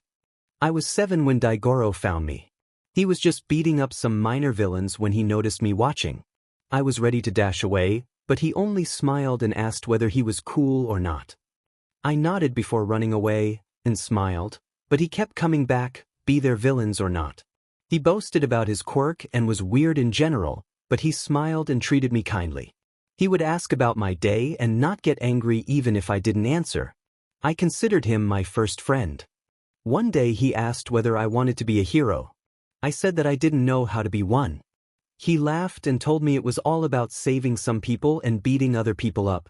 I asked him whether a hero would help someone like me, someone without a home or a place to go. He said yes. Daigoro got me into the foster system and found me parents that could take care of me. After, he still kept coming by and he promised to train me if I wanted to be a hero. And after what he did for me, I did. I became a hero with his help and training, so I could return the favor and do to others what he did for me. He always praised me for my kindness and hard work. Those were the same reasons he wanted to give me one for all when the time came. I gladly took it from him and turned his face towards Izuku and Nana, still sticking close together but now sitting, both thinking about what they had heard. Izuku hadn't expected a story like that from En. Daigoro almost seemed to be to En what All Might was to Izuku. Someone who gave them a chance and helped them be better heroes. Izuku couldn't help but smile. He was happy to learn more about the vestiges, not because of their quirks, but the interesting people behind them. Thank you for telling us, Izuku said. Nana got up from her spot and went to hug En, and returned the surprise hug and smiled toward Izuku. You're welcome. Izuku was startled awake by Ida when the bus came to a stop. Izuku was happy about getting a break even though he had spent most of the ride to the rest stop sleeping. Izuku followed his fellow classmates and stretched the remaining sleep away. It was only his classmates' mumbling that made Izuku pay attention to his surroundings. There was no rest stop in sight. Only a cliffside looking over a lush forest. There is a reason we stopped here, Aizawa said. Izuku didn't have much time to ponder what the man meant. Rock on with these sparkling gazes. Stingingly cute and cat-like. Wild, wild pussycats. Izuku felt so lucky being in the hero course when he saw the two heroines strike a pose along with their mantra. He had already met so many cool heroes in UA and now he got to meet even more. These are the Pussycats Aizawa started. They're one of the hero teams that founded the Unison Affairs office. They specialize in mountain rescue operations. They're veterans with 12 years of experience. Izuku babbled. Pixie Bob just gave him a small scowl, muttering something about still being 18 while Mandalay pointed out into the forest. This entire area is owned by us. The place you'll be staying at is on the space of that mountain. Mandalay's smile turned into a smirk and Izuku's classmates started to glance back at the bus. Let's get back on the bus. Let's go. It's 9:30 a.m. right now. It'll be about 12 if you kick it into high gear. Kittens who don't make it by 12:30 don't get lunch. Hurry. To the bus. But before anyone could even think about taking a step, a huge wall of sand swept them over the cliff. Izuku only barely managed to activate float and avoid falling down with the rest of his classmates. Looks like there is one bad kitty left, Pixie Bob cooed. Can't have that now, can we? Pixie Bob jumped straight at him. Izuku didn't manage to block the paw-shaped glove hitting his face that sent him down to his classmates. You're free to use your quirks to get to the campsite, Mandalay yelled. You have 3 hours. Good luck. Izuku and his classmates turned to look at the forest and the big figure emerging from it. Seems that this was their first challenge. Izuku arrived at the edge of the forest beaten up and exhausted. The whole class had been fighting beasts made from earth, not made any easier when their attacks crossed paths. Izuku had even attempted to use smokescreen, but that had only made it harder for some of his classmates and the beasts didn't seem to care in the slightest. Looks like lunch wasn't big enough of an incentive, Mandalay said, checking over the arriving students. Well, 3 hours is one of our best times, so I guess it is to be expected. Some of the students groaned at that, complaining about hunger or exhaustion. Izuku would have probably too if he hadn't noticed a young boy standing off to the side. Hello. What's your name? Izuku offered his hand. My name is Izuku Midoriya. I'm in the UA's Hero Corps Izuku didn't manage to finish his sentence as pain shot through his body. The little boy turned around to walk away. Kuda. Mandalay chided. I don't want to be anywhere near you losers who want to be stupid heroes. Izuku only watched bemused as the child continued his way inside the camp building. You probably could have avoided that child with danger sense, En said. Is that your mentor's quirk? Izuku asked. No. It's Daigoro's predecessor's quirk. It sounds interesting. Izuku, Nana chimed in, are you that excited to get new quirks? If it stops angry 5-year-olds from attacking me. Nana let out a loud laugh while En chuckled. But I truly feel sorry for him, Izuku mused, to lose your parents so young and have everybody around you celebrate that fact. Nana's expression turned serious and she averted her gaze. Her long black hair covered her eyes. That's what hero work is sometimes. Nana said, sounding sad and distant. It's dangerous. To you and those close to you. En gave Nana a knowing look before ushering Izuku to sleep. He could only wonder what made her sound so sad as he slipped into unconsciousness. The next morning the class was told about the camp's purpose. They had come here specifically to train their quirks. Izuku thought back to their classes and it made sense. He was probably the only one that had to focus on his quirks so he could handle them. The others focused more on general training rather than quirk improvement. They were all given space and simple guides to train their quirk. The students trickled to their own areas to start training, some more wary than others. Midoriya, Aizawa said, due to your recent quirk mutations, your training will be different. You will use the first half of the day training your floating. Try to figure out any limits and see if you can go past them. You also said that you may be able to move more freely in the air with practice. Yes. Try to train that as well. For the rest of the day, you will be training your muscles with Tiger. However, you will also be using the smoke and learning to fight while being enveloped by it. Your performance yesterday left a lot to be desired. Aizawa looked at him, eyes narrowing in concentration. I know this is a lot more than your other classmates have to train, but it's important that we gauge the limits of your quirk and also make you be able to use it. I would say go beyond, but in your case it might be dangerous. Izuku could only sheepishly rub his neck while a blush coated his cheeks. He had not luckily broken any of his bones recently, but with his new quirks, he had not been focusing too much on increasing his capabilities with One for All. Just don't break any bones, okay? I won't, sensei. Good. Now, go over to Uraraka. Aizawa turned away to observe some of the other students already training. Izuku walked over to Uraraka, whose face lit up when she saw him. Floating buddies. Uraraka cheered. Izuku joined her cheers as well. Floating buddies. Izuku was just about to start eating when he noticed Kuda slip by. He hadn't seen the boy eat yet and decided to follow him.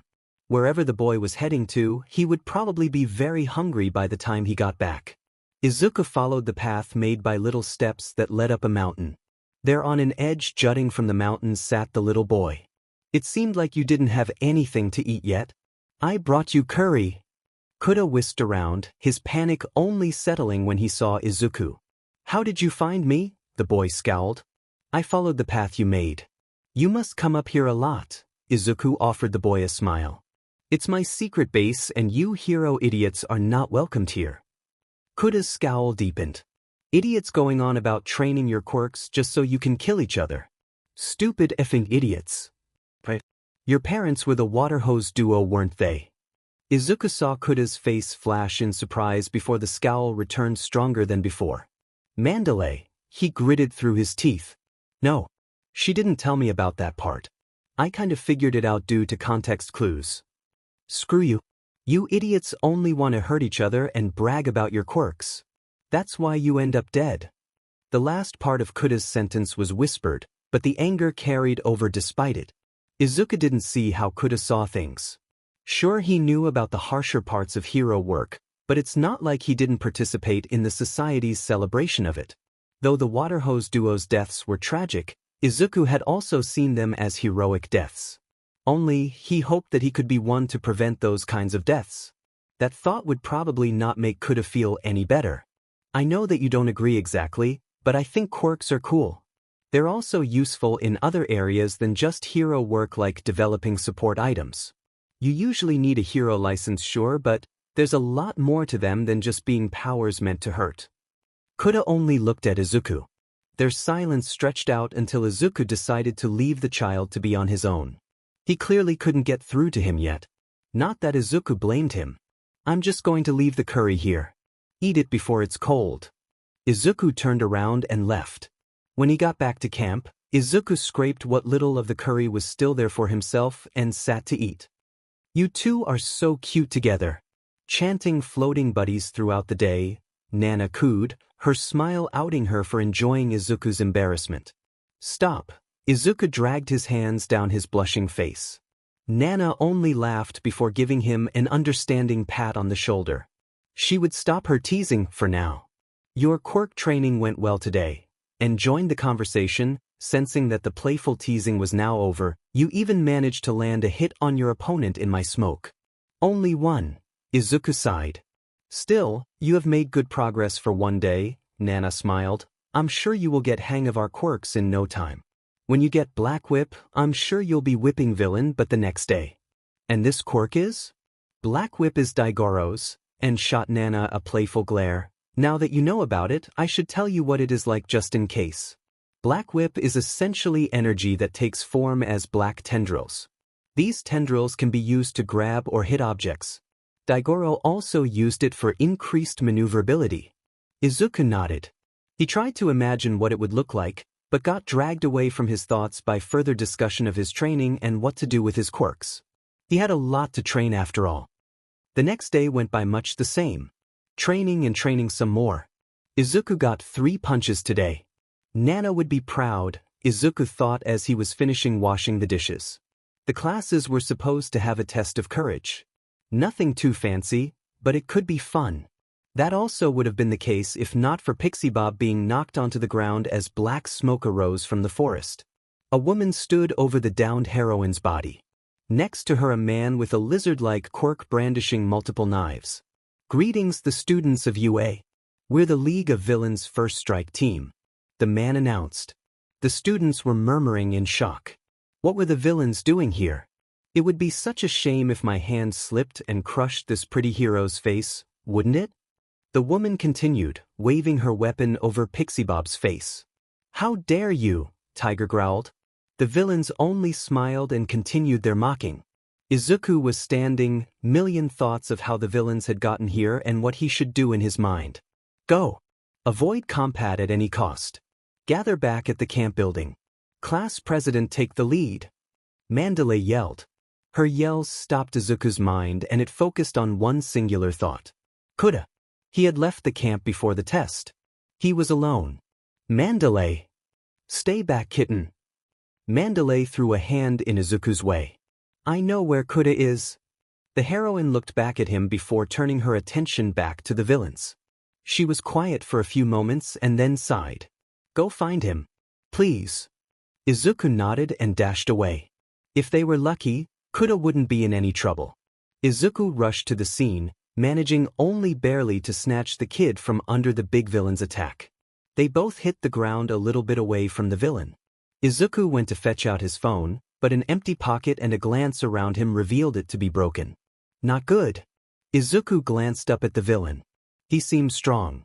They might not be able to run, but seeing Coulda's crying form in the corner of his eye made one thing clear. Izuku had to protect Coulda no matter what. Stay back, Coulda. Find some place to hide. I'll protect you from him.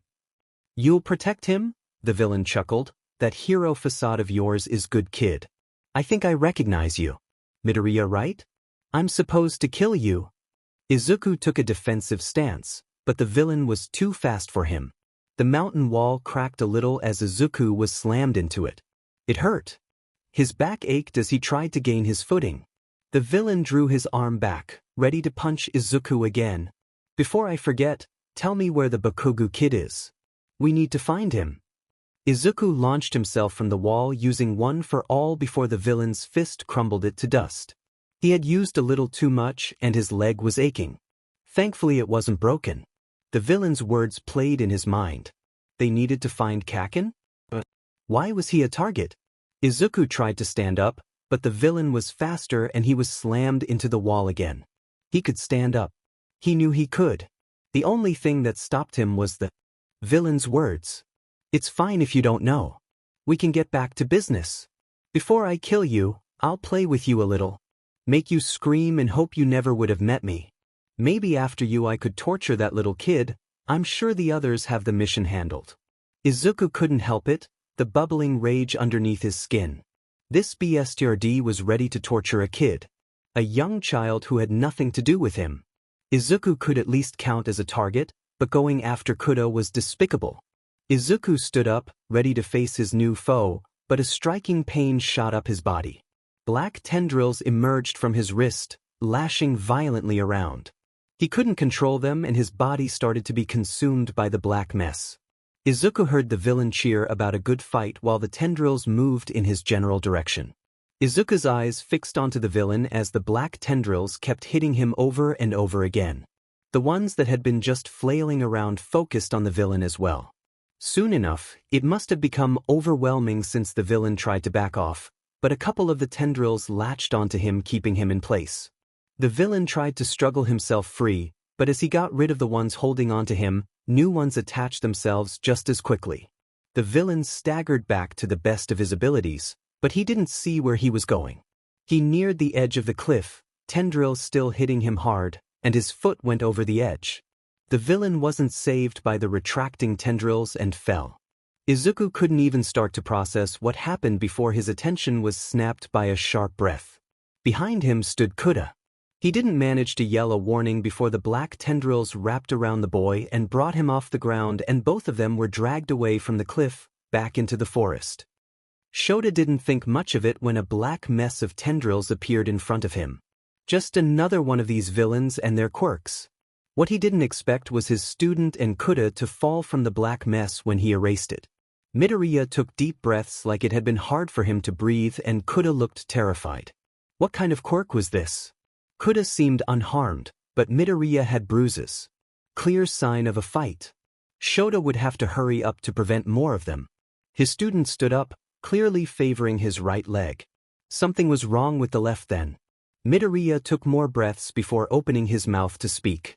Sensei, the villains, they're after Kaken. I have to go to Mandalay and tell her. Shota couldn't allow that. Midoriya might have not had the worst injuries, but his students should have none. No. You should head back to the camp building. I can deliver Mandalay the message about Bakugo. But dash. No buts. Kuda needs somebody to take him back, and your classmates need your help as well. You can protect each other once you're together. Midoriya seemed conflicted, but nodded, hoisting Kuda up his back. I'll leave it to you, Sensei. Shota watched as the kid started to head back to the camp before charging forward again. He needed to find Mandalay and protect his students. You hurt him. Izuku turned back to look at Kuda before humming a confirmation. It was true. He had hurt somebody with his quirk, potentially to the point of death. There was no getting out of it. I haven't seen your quirk do that before. Mutation. They have been happening lately. What are you gonna do with it? Save people, but that means hurting people too. Kuda just stayed silent at that. I'm sorry, Izuku couldn't help but say, I know I said that quirks are not only capable of hurting people. That black whip thing could also be used to carry people to safety or lift them up if they're stuck somewhere. Kuda nodded. Your quirk has something to do with water, right? He nodded again. You know what it could be used for? This time the boy shook his head. You could work in a water treatment facility. People who can control water would be a huge help for separating at least the bigger trash from it. You would need some kind of a license, but it would be possible. You could also put out fires. We actually might need it right now. Kuda hummed, and Izuku figured that was the best he was going to get. You don't have to. But if you feel like helping, you know what to do. Izuku readjusted the boy on his back and kept moving forward. They were almost at the camp when Mandalay's quirk reached out to them. I, Professional Hero Eraserhead, authorize all students to use their quirks for combat. The villain's target seems to be Bakugo. Bakugo, try to find the nearest pro and stay away from the villains. Aizawa found her. Izuku couldn't feel relieved, but now there was much more of a chance for his classmates to be safe. He had needed to use his quirk, so his classmates probably needed too. As they neared the camp, a thick smoke rose above them in the sky. They found the camp surrounded by fire. It could have been just residue fire, but the sounds of fighting made it clear that not everything was all right. Kuda shivered on his back. Kuda, could you hide again?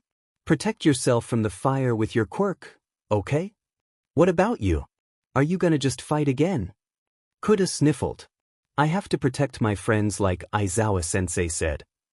Izuku offered the boy a smile. He made sure that Kuda was far enough away from the fire and dashed through it. It hurt, but he was fast enough to avoid bad burns. Inside the ring of fire were some of his classmates, fighting with 3 identical guys. A cloning quirk maybe? A ball of fire disproved that theory. Somebody else's quirk then. Were they nearby? Izuka didn't really have much time to ponder before a second fireball almost hit him. Eraserhead was a challenge, but you hero kids certainly need more practice, one of the clones sneered. Izuka didn't wait and joined the fight. He kicked one of the clones in the head and it turned into a grayish mud. Okay, so the clones probably couldn't take too much damage. Izuka hadn't even used one for all. His classmates thanked him before returning to fighting. The clones had managed to keep everyone at a distance with their fire, but now that there were only two, the students grouped up. Ida, Ashido, Siro and Mineta were fighting one clone, trying to get him stuck and then hit him with speed. Kirishima, Sato, Kaminari, Minoma and Vlad King were fighting the other one. Though it seemed that only Kaminari, Minoma and Vault King had any luck landing hits. Izuka decided to join Ida's group, not wanting to get in the other group's way. The clone masterfully avoided Mineta's quirk and retreated when the ground became oversaturated with the sticky ball. Mineta was exhausted by now and only the cheers from the other group lifted the spirits of Ida's group. They had a chance of striking this guy and making the camp a base for possibly injured students. But before any of that could happen, the clones stopped attacking. It seems we're done now. Goodbye, hero brats. Hope to see you never. The clone quipped. The students and the pro watched as the clone took a couple of steps before dissolving on its own. They were done? Wait, did that mean they got Kaken? Izuku sprung into action, heading back to the forest despite the others' shouts. He needed to save Kaken. Izuku could feel it under his skin. That same bubbling anger that he had felt before. The same pain, slightly duller this time. The black tendrils erupted from his wrists. They carried him through the forest. He wasn't sure where he was even going at this point. Izuku just had to find him. He had to. The villains got Bakugo. It was obvious by the way they were turning back and the way a small group of his students looked at him without saying a word. Shota would have stayed with them, but there were other students that he had to make sure were okay. This night had been a nightmare and it wasn't stopping anytime soon. He was just heading back to Mandalay when the black mess of tendrils from earlier whisked by him. Shota couldn't chance the possibility that it had grabbed one of his students again and went after it. The mess didn't seem to have a direction, just blindly plowing forward and allowing Shota to catch up to it. When he used Erasure, the same student from earlier dropped down. Midoriya hit the ground and struggled to get back up again. But why aren't you working now? He said, frustration evident in his voice. Midoriya. Shota approached. Midoriya turned his face to him. Sensei, I have to save Bakugo. Midoriya turned to walk away, not deterred by his quirk being erased. Midoriya, stop. The villains already took him. We need to get back to the camp. I have to. His student's eyes were pricked with tears and his voice was strained. Midoriya only managed to take a couple of steps before he fell down to his knees and collapsed. Shota hurried to him, checking him over for any obvious injuries. If he was right, those tendrils were Midoriya's quirk. Another mutation. That mess had been twisting around violently both times Shota had seen it. No wonder Midoriya collapsed. The kid was probably suffering from quirk exhaustion. Shota picked him up and stood to return back to camp. The nightmare wasn't over, but Shota would make sure that the rest of his students were okay. ID. Calm down. The voice was muffled and distant, almost as if coming from underwater. Listen to me. Izuka didn't turn to look at the man whose voice he had never heard before. He only pressed his face harder against his knees. He needed to save Kaken. Izuka didn't have any major injuries. His leg was bruised, but healed quickly, and he had suffered burns while fighting the fire user clones. After he woke up in a hospital, he was checked over, given instructions on how to treat his burns that a healing quirk hadn't yet healed, and sent home. His mother had of course been worried about him, but Izuku didn't have the energy to assure her. He just went to his room and collapsed onto his bed. He didn't sleep. And after hours of just staring at the ceiling, he got a text message from Todoroki to meet him. Izuka didn't think about it long and sneaked out of the house. It was already late and he didn't want his mother to worry about him even more. He just sent a text to her phone about going for a walk in case she woke up. Izuka had to take a train to the meeting spot with Todoroki. It was a children's play park a couple stations over. Izuku wandered around for a while before he found it. He spotted two figures standing in the dark. Todoroki and Kirishima. Izuku raised his eyebrow in question. "We want to save Bakugo," Kirishima said, and Todoroki nodded next to him. Izuku stared at them before nodding as well. "We saw an interesting conversation happen when we visited the hospital today. You weren't there anymore, so we went to check on some of our other classmates, and we saw Yaoyorozu having a conversation with All Might," Kirishima said. "She told him about a tracker that she had attached to a Numu that was there," Todoroki continued. "She could help us by making a tracker for us as well." Izuku smiled. He had a chance to save Kaken now. He wasted no time and started to discuss possible plans on how to save Kaken. The two other boys joined him in similar vigor, offering their own ideas and worries. They chatted for a bit before deciding when to contact Yaoyorozu.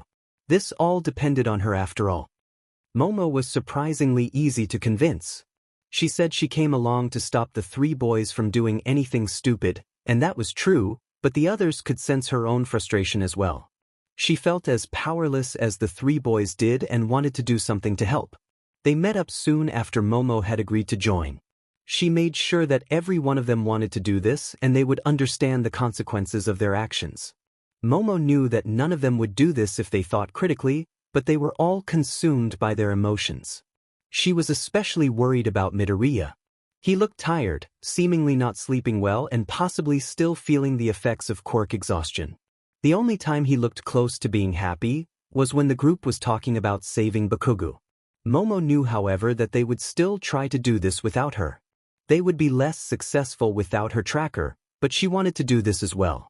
Momo could go on about this being a stupid mission that none of them needed or should do, but she couldn't help that nagging feeling in her own heart that pushed her forward anyway. She led the boys to a train station and made sure for one more time that they all wanted to do this. She already knew the answer, but she could at least hope that one of them got their senses and stepped out. They sat in silence, listening to the train clack against the rails until they arrived at Kamino. They soon realized that their group needed to blend in the nightlife and make sure that if any villain was around they wouldn't bat an eye.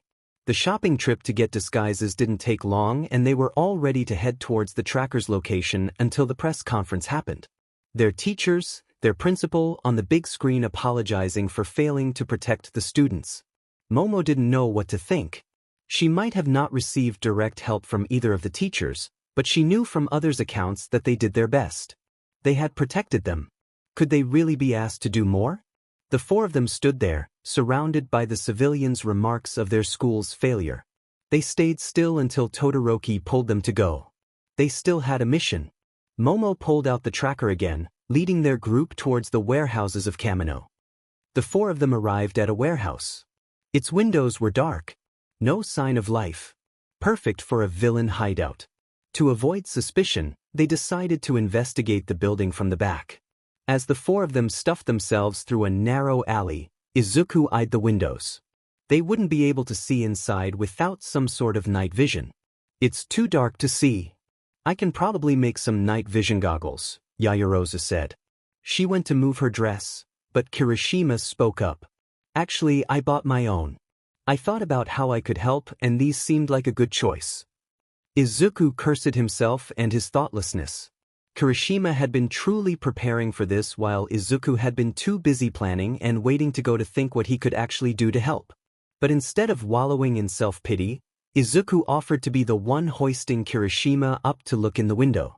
Kirishima got up and positioned himself. It seems to be just an ordinary wear-ho-wo sheet. Kirishima swayed a little on Izuku's shoulders. Whatever he saw made him lose his balance and Izuku tried his best to keep him from falling. "What is it?" Todoroki asked. It's sheet. There's a ton of numus in there." Kirishima shaked himself out of his stupor and got off Izuku's back. Izuku almost couldn't believe him. Sure, they had already seen a lot of numus, but to have a full warehouse of them. Izuku didn't like the thought. They also seemed to be in the wrong place. Kaken could be here, sure, but Kirishima said he didn't see any signs of him or the rest of the league. It appeared to be an ordinary warehouse just with a ton of numus.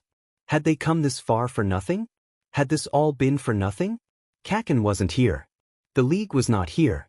How was he supposed to save someone who wasn't here? Before Izuku could spiral more into his thoughts, a huge leg came down on the building. Izuku and the others were protected from the shockwave only by the building wall. It took a second before the situation was clear. The heroes had arrived. "We should go," Yaoyorozu said. "The heroes seem to have the situation under control. There is no need for us to stay." She tried to usher the boys to move, keeping quiet that the heroes wouldn't notice. "Ah, welcome heroes," a deep voice echoed through the empty warehouse district, making each of them stop. "It seems you have found one of my places of operations. Shame. Things were going so well before you stepped in." That voice. That man. Izuku knew him from his dreams and memories. To anyone else his presence might have brought fear or terror, but to Izuku it brought comfort. His father had used his menacing presence to protect him from mean people. Be it an inconsiderate daycare worker or a mean kid at the park. But Izuku knew that this time that presence wasn't here to protect him. It was here to scare and harm the heroes. It was here to harm his classmates. And in an instant, before any of them could blink an eye, the building was crumbling and the heroes were on the ground. Maybe Izuku should have been scared like his classmates, but because of some sort of morbid curiosity, he wanted to see his father and check on the heroes. Which he wanted to do more, he didn't know. He got up to look on a slightly crumbling wall. There stood the man, but instead of familiar eyes, his face was covered by a big black mask. Was that him? Izuku stood still just staring at the man. He didn't know how long he did, but a black goo appearing, bringing with it Kaken, snapped him out of his thoughts. "He's here. Tamura. It seems you have failed yet again. But don't be discouraged. Your comrades are here. Even your possible new recruit. I brought them here so you could try again. You just need to try again and again. I'll do everything in my power to let you try again as much as you need, Tamura. I'll do everything in my power to protect you, Izuku." Suddenly there was a new shockwave as a fist tried to knock All for One down. "Took your time getting here, All Might. You do realize that I could have finished my talk with Tamura in the 30 seconds it took for you to get here. Do not talk like you could have done any better, All for One." All Might's words dripped with venom. "I am going to take young Bakugo and lock you up for good this time." "Oh, that won't do," All for One chuckled. He raised his hand and sent multiple buildings collapsing. Concrete rubble flew in the air towards All Might, but one of them was heading towards Kaken. Izuku jumped, not listening to the protest of his classmates. He dove and pushed Kaken out of the rubble's way. The other boy coughed, surprised by the sudden force pushing him. "Deku, what the F dash? Young Midoriya?" All Might looked shocked. His worry was evident on his face. "You shouldn't be here. This is dangerous. This man is Dash." "All for One." "I know," Izuku replied. All for One looked amused. "Quite the successor you have picked, All Might. He almost reminds me of you." Too bad that Dash. This was it, Izuku thought. You don't have any kids, All Might. You're too busy for that with your symbol of peace game. Izuku waited for more. A snide comment about how All for One could have a family easily or bringing All Might down by revealing his successor's parentage. But nothing came. Izuku started, "Isn't there anything else you want to say?" All for One just looked at him. His smirk grew wider. "I'm honored that you're so excited to fight me, child, but it's not time for me to kill you yet." That was not what Izuku meant. Did he not recognize him? Did he not remember him? Did he not care? Izuku was brought out of his spiral by catching a glimpse of Kaken's hair in his view. That's why he was here. His father not remembering him didn't matter. Izuku could take the secret about his father to his grave. It would certainly make his life easier. His father not remembering him was fine. It was fine. "Come on, Kaken. Let's go." "What the F, Deku?" Kaken responded. He looked angry and confused, ready to blow up at any moment. Izuku didn't have time for this. He really didn't. "Kaken, you're the main character. You were captured by the bad guy's super evil boss and now you are being saved. It's that simple. Now let's go." Izuku's wrists were enveloped by black tendrils as pain shot through his body once again. The tendrils wrapped around Kaken's body, leaving him no room to complain. Then Izuku turned around and jumped away, Kaken trailing after him. He did have little mind to hope his other classmates were okay and got away from the fight, but otherwise he just focused on getting away from that man. Shota was not happy to hear that one of his students, Midoriya, was present at the fight between All Might and the League of Villains leader, who his students somehow knew about. He was even less happy when 3 of his other students came to him and confessed that they had been there as well. Honestly, what was with his students? The boy in his office now had at least the decency to look ashamed. Shota had known that Midoriya had taken Bakugu's capture pretty hard, but he had not had the time to properly address it. That was a mistake on his part.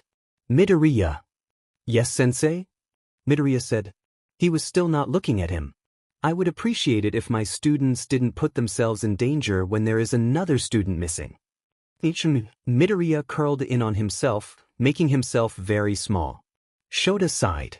He needed to properly address it now if he wanted his student to not do this again. The search party located Bakugu and the League's whereabouts, chose the proper heroes for the task and scouted the buildings until it was good time to strike. They did the exact same thing as your group did, but legally, on a bigger scale and with proper resources. I know. I was just so angry and scared. Midoriya's voice wobbled, betraying the tears that were not falling. Anyone would be scared if their classmate got abducted by villains. That still doesn't excuse what you did, however. It's okay to be angry and scared, but you can trust the people whose job it is to deal with these kinds of things. You would want people to trust you when you're a hero, right? Midoriya nodded, finally looking at Shota. He still looked tired.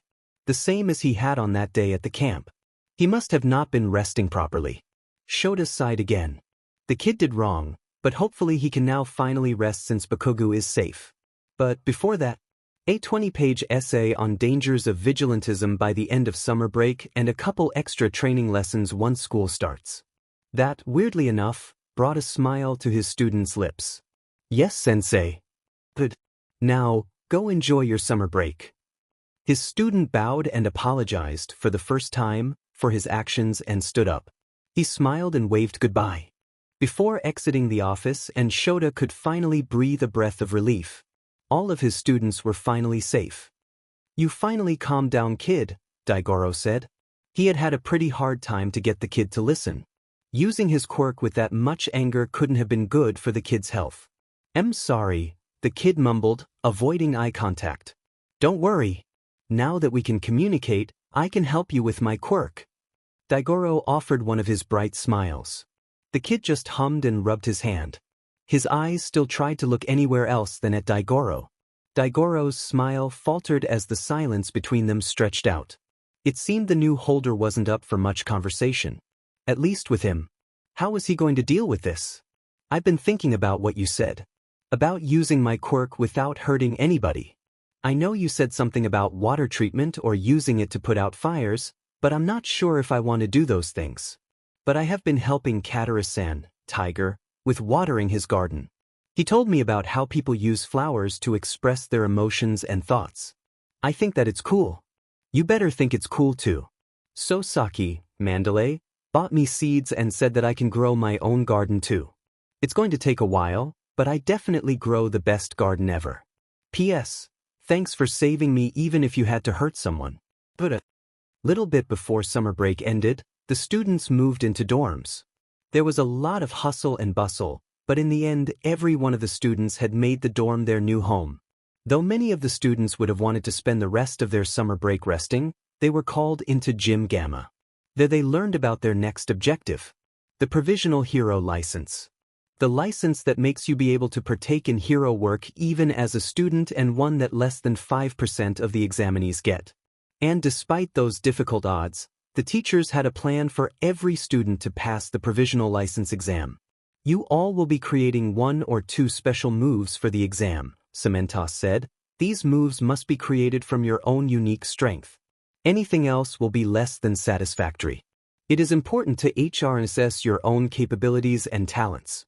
These special moves will be symbols of who you are.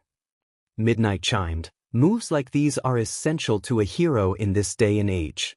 People will be imitating them when they talk about you and will be assured when they see it in action. This is a way for you all to gain leverage in the test. Aizawa said, you will be tested on many things such as communication, teamwork, information gathering, judgment, mobility, and fighting. All important skills in hero work. Those skills assure that a hero can take control of the situation and doesn't get overwhelmed.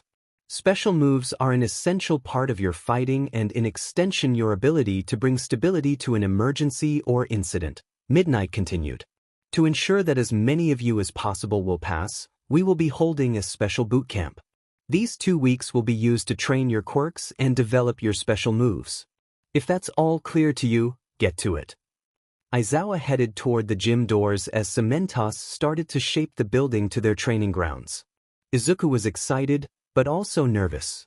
He still had a lot of practice to do with his quirks, and having to also use them for a special attack was a tall order for 2 weeks. He didn't even know where to start. How could Izuku use float and smokescreen and together? He had practiced using one for all with the smoke, but that really wasn't a special move. What should he do? Maybe Izuku should create a chart about how each quirk complemented one another. What are you standing there daydreaming about? Izuku almost jumped as ectoplasm spoke to him. Oh, sorry. I'm just not sure what I should do for my special move. I have trouble deciding what to do with my quirk. Ectoplasm just hummed. Your quirk truly is quite multifaceted. If you don't know what to do yet, then use today to train with your quirk. Izuku nodded. Practice would be good, but looking at his classmates, he couldn't help but feel he was falling behind. Izuku really needed to come up with a special move. But what could it be? Are you all right? Izuku shifted when En sat next to him. He lifted his head from his arms that were resting on his knees. Yeah, just thinking about my special move. It's causing you trouble? Yeah. It's just, I don't know how to bring my quirk together and what counts as a special move. I mean, how am I supposed to combine smokescreen and float? And what about one for all? Our quirks are tools, En hummed, an extension of us that we can use to propel ourselves forward. But like with many tools, you don't have to use them all, especially at the same time. Your classmates only have one quirk that they will focus on. You should do the same. And if the opportunity arises, you can use them in tandem, but you don't have to make a move out of it. Izuku hummed. That was true. It's not like he had to use all of them at the same time, and his classmates did have an advantage of just one quirk, except maybe Todoroki. But which one should I choose? It's not like I have a great handle on any of my quirks yet. Maybe you can look into the past. What have you done before that could be used as a special move? You can probably find some inspiration from the fights you have already been in. From the past? Well, there were all of their combat classes. There was also USJ, although that wasn't the best place to draw inspiration from. What else? Maybe. Izuku, En ruffled his curls, effectively shaking Izuku from his thoughts. You had a busy day today. Go to sleep. Izuku just gave the man a sheepish smile before letting the world of unconsciousness consume him. I said that these lessons would begin once the school started, but considering that you haven't made progress towards special moves these past 2 days, I figured you could use them, Aizawa said. Most of Izuku's classmates already had ideas for special moves, and if they didn't, Aizawa or the other teachers had already been talking to them. Izuku slumped a little bit in defeat. He hadn't yet figured out anything, even with En's advice. I'm working on it. Right. Also, Aizawa turned to glare at the man next to him. Yagi insisted on being here. The other man just smiled sheepishly until Aizawa's attention turned back to Izuku. It made sense. He probably wanted to follow the development of One for All. Hey-ish, All Might, Izuku quickly corrected himself. Both of his teachers raised their brows at that. Izuku was so used to the vestiges calling All Might Toshinori that he almost didn't notice his slip-up. It's fine if All Might stays. He is still a teacher, right? Izuku hoped that the men would just ignore his slip-up. Okay, Aizawa narrowed his eyes. If you're fine with him staying here, I'll allow it. Well, let's start by going individually through your mutations. I haven't seen you use those black tendrils since summer camp. I can't use it. Izuku looked away from the two men. He just hadn't really thought about Black Whip since saving Kaken, and he also kind of didn't want to. Can't use it? Could it be a problem in visualization? All Might mused. Proper visualization helped you handle your quirk before, didn't it? And how do you know that, Yagi? Aizawa asked. All Might stared. Young Midoriya asked for my help once after class, but it was with Gran Torino that he learned to handle his quirk. You know Gran Torino? Aizawa asked, tone accusing. He was my teacher at you. All Might smiled. Right? Anyway, if it's a visualization problem, we can start with the other aspects of your quirk and work our way from there, Aizawa said, deciding to turn his attention back to Izuku. Izuku diligently listened to his teacher's advice and got to work.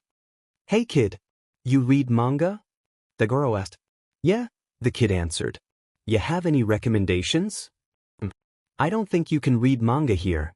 The kid looked around them in the void. Daigoro hadn't thought about that. It was the third day and Izuku was hard at work thinking what he could do. And said that it could be something from the past he had done, but he hadn't done anything really major with any of his quirks in the past. Mostly he had used them just how they fit in the situation.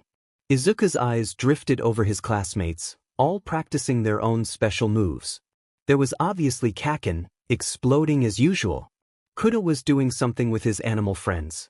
It was a little hard to tell, but it seemed to be fruitful. Izuku's eyes shifted to Ida. He was hard at work as well. Ida. Stain. Izuku had beaten Stain by dropping from the air and landing a punch. It was a surprise to Stain because he had been too focused on Todoroki, but it didn't necessarily have to have the element of surprise in it. If Izuku launched himself in the air, he could use the combination of gravity and float to land a nasty hit to the enemy. Then if he used one for all as well. So, he would get up in the air with float and possibly one for all, and then land a punch from above. But landing a punch from the air might not be easy. Sure, if he jumped towards somebody, it worked, but if he came from above then, kicking might be better. Kicking. Izuku focused on Ida again before walking up to him. Ida. Midoriya. Ida stopped his training and turned to look at Izuku. The ectoplasm copy stopped attacking as well, leaving space for the two boys to discuss. He did still remind them both not to take too much time chatting. What did you want to ask me? I figured that I could focus on my legs with my special move, but I don't have experience using my legs while fighting. I figured you could give me some tips. Izuku smiled. Ida turned his head away, leaving Izuku confused, but Ida spoke up once he noticed Izuku looking at him worried. Sorry. I just heard about what you did in Kamino. Izuku didn't know what to say, but Ida continued. I know that you didn't have the same type of motives as I did in Hosu, but I was still surprised and angry. I was angry at you for going and I was angry at myself for not being there for you like you were for me. As a class president, I would want to make sure that all of you are safe and follow the proper rules. Ida, Izuku said. He hadn't really been focused on much during that time. He hadn't really considered how his other friends might feel. But that just means that you have to get your provisional license, and if advice from me will help you, of course I would be honored to give you my services. Ida smiled like his earlier confession hadn't just happened. Izuku smiled back. In the future, he would consider other people's feelings as well. Hey Midoriya. I've been thinking, Todoroki said. After yet another day of training, they had decided to go to a small restaurant near the school. According to Todoroki, it had delicious cold soba. Was that guy at Kamino All Might's brother and your secret evil uncle? Izuku choked on his soba. He coughed and coughed while Todoroki patted his back, looking like he hadn't just said what he had said. Oh Todoroki. So close, yet so far. Izuku hadn't really thought about his father after Kamino. That was for the best anyway. Not like Izuku cared. For the last time, All Might is not my dad. I know my father and he's not All Might. Well, why don't we ever get to meet your dad? He's busy, being in Tartarus, working. Besides, why would you think that villain was my uncle? Todoroki got a serious look on his face as he always did when preparing to enlighten Izuku about his theories. Well, it's about your quirk. Huh. Your quirk has multiple different forms, and when I was watching All Might and that villain fight, that villain also seemed to have multiple forms to his quirk. And on top of that, you all have huge amounts of strength that can cause shockwaves. You could feel how powerful the shockwaves of that fight were. Wait, Todoroki. What do you mean feel? The evacuation zone should have been far enough away from the fight and the shockwaves. Oh, I stayed close by to watch. Todoroki! I just couldn't miss two brothers fighting. Both at the opposite sides of society, protecting their own ideals until one is defeated and the other is left to mourn what could have been. Don't stay and watch dangerous fights. And have the fight between two sides with your own secret brother, Izuku's side. I'm not sure if Dabi is really Tuya anymore. I mean, there are just so many fire quirk users out there. Didn't you say that your father had a fire-breathing quirk, Midoriya? Todoroki. Hey kid. Dagoro smiled. Yeah? The kid looked at him warily. I could tell you embarrassing stories about and Daigoro snickered. No thank you, Daigoro-san. Daigoro fell to his knees, only in his head since a pro hero couldn't be brought to his knees by a kid. The kid said Daigoro-san, not just Daigoro. Daigoro could have honestly cried, but instead he just said, maybe later then. Daigoro-san. Did the kid not like him that much? I've been waiting for you. What can I do for my favorite advertiser? Hi Hatsum, Izuku greeted. I have some costume improvements in mind. Of course. You'll need many new babies for your exam. So what can I do for you? Hatsum turned to her workstation, already digging out different tools and inventions. I need something that adds power to my kicks. Oh, you kick now. I love it. Hatsum smiled brightly. Yeah. It's for my special move. I've also changed my style to include kicks since it expands my combat abilities. It will also be an element of surprise, which is useful when fighting villains, especially if Izuku's muttering was brought to a halt by a finger on his lips. Less talking, more designing, Hatsum drew her finger away. Izuku smiled. Of course. Maybe I should tell the kid about Hikage. He doesn't like me anyway, so it's better if he gets to meet a new holder, Daigoro cried. You're thinking about this too much, Dai, and said, the kid doesn't hate you. Yeah, Nana patted his back. Shouldn't you know how scary it is when your quirk gets out of control? And Daigoro knew. When he was small, he had hurt his friend when he hadn't won in a game that they were playing. After that he had said that he would rather not have a quirk and refused to use it. Since the kid hadn't seemed to be too hung up on hurting that villain, Daigoro figured it shouldn't be a fear of hurting somebody. But he knew that his quirk was quite nasty out of control. Maybe he hadn't thought about this from all angles. Just talk with him properly. After you have dealt with this, I'm sure Izuku will open up to you, and said. And always knew what to say. Daigoro was thankful to have such a good successor. And now he had to be a good mentor for Toshinori's kid. Finally. We can rest, Kaminari said. He slumped into the couch in the common room.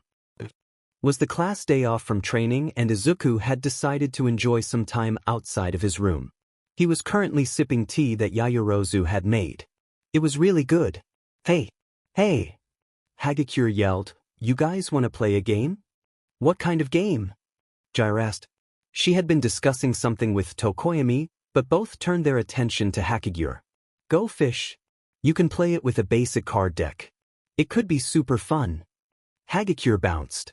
Oh, that sounds delightful, Yaoyorozu smiled. We can all enjoy tea and some cookies my family sent me. I'm in, Kaminari cheered.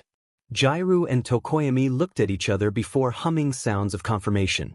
Izuku got up to help Yaoyorozu bring the tea from the kitchen, and soon enough the cards were served and the rest spread on the table. I'm first. Hagakure said, Kaminari, do you have any fives? Come on. Already? Two cards. Now it's your turn, Midoriya. Jairu, do you have any sevens? Nope. Go fish. Hagakure, got any fives? Jairu smiled. Hagakure giggled while handing over the cards. You got four already?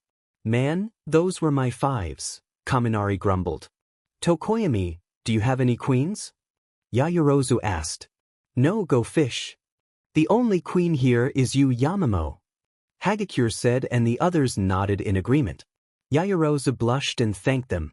Midoriya, Tokoyami spoke, do you have kings?